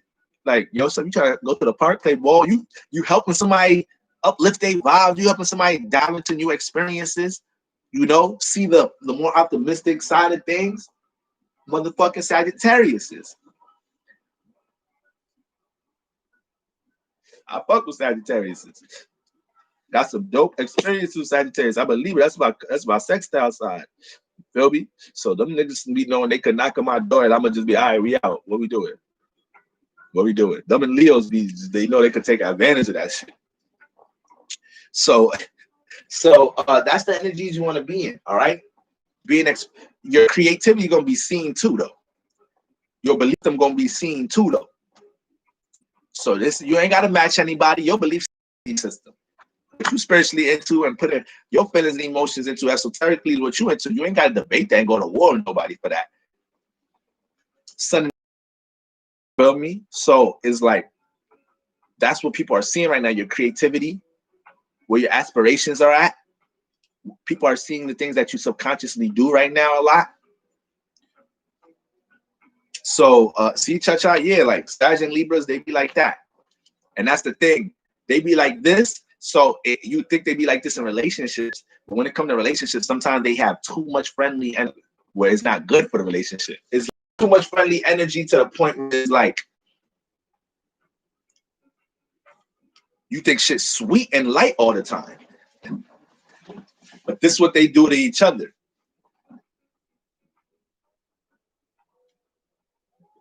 The Libra may feel like they can't connect on a one-on-one basis to them the way they want to all the time, because Libras can, I want to say possessive, but it's cardinal air, so they're the leaders with it. So they want to initiate things in relationships a lot. So if this Sagittarius is a little too wild and buck for you, y'all became friends, y'all met each other in school because y'all was cool, y'all was just doing a bunch of things with each other, y'all wasn't thinking nothing about it, y'all had class with each other, and y'all wasn't thinking nothing about it. But damn, y'all realize how much friendship energy y'all got. And y'all thought y'all started dating, and I was like, damn, we ain't really got the dating compatibility though. I'm not saying. Oh, I was just saying talking about the relation with the Libra and Sagittarius, you know. But yeah, it'll play out them type of energies, you know, being a experience where it's like y'all be friends when y'all still in friend mode when it ain't time to be friends right now. We in a relationship. Stop fucking playing. Like shit is serious right now.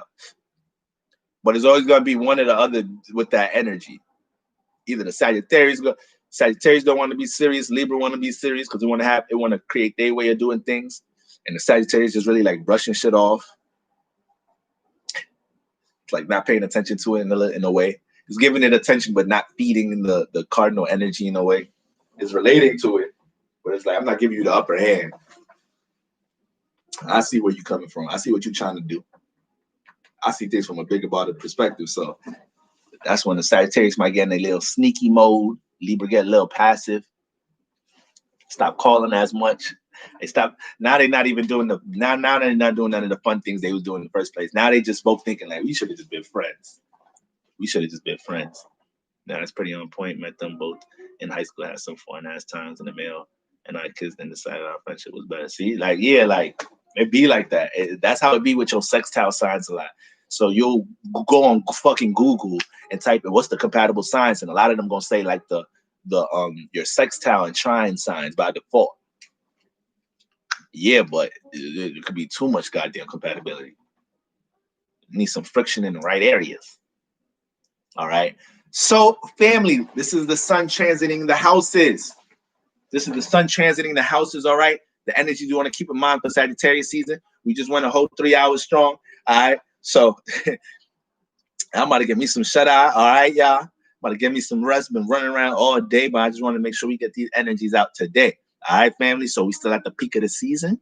So let's be wise. Let's continue to look at things from bigger perspectives. Let's continue to, enlighten ourselves from things we experience, transformations of in Scorpio season.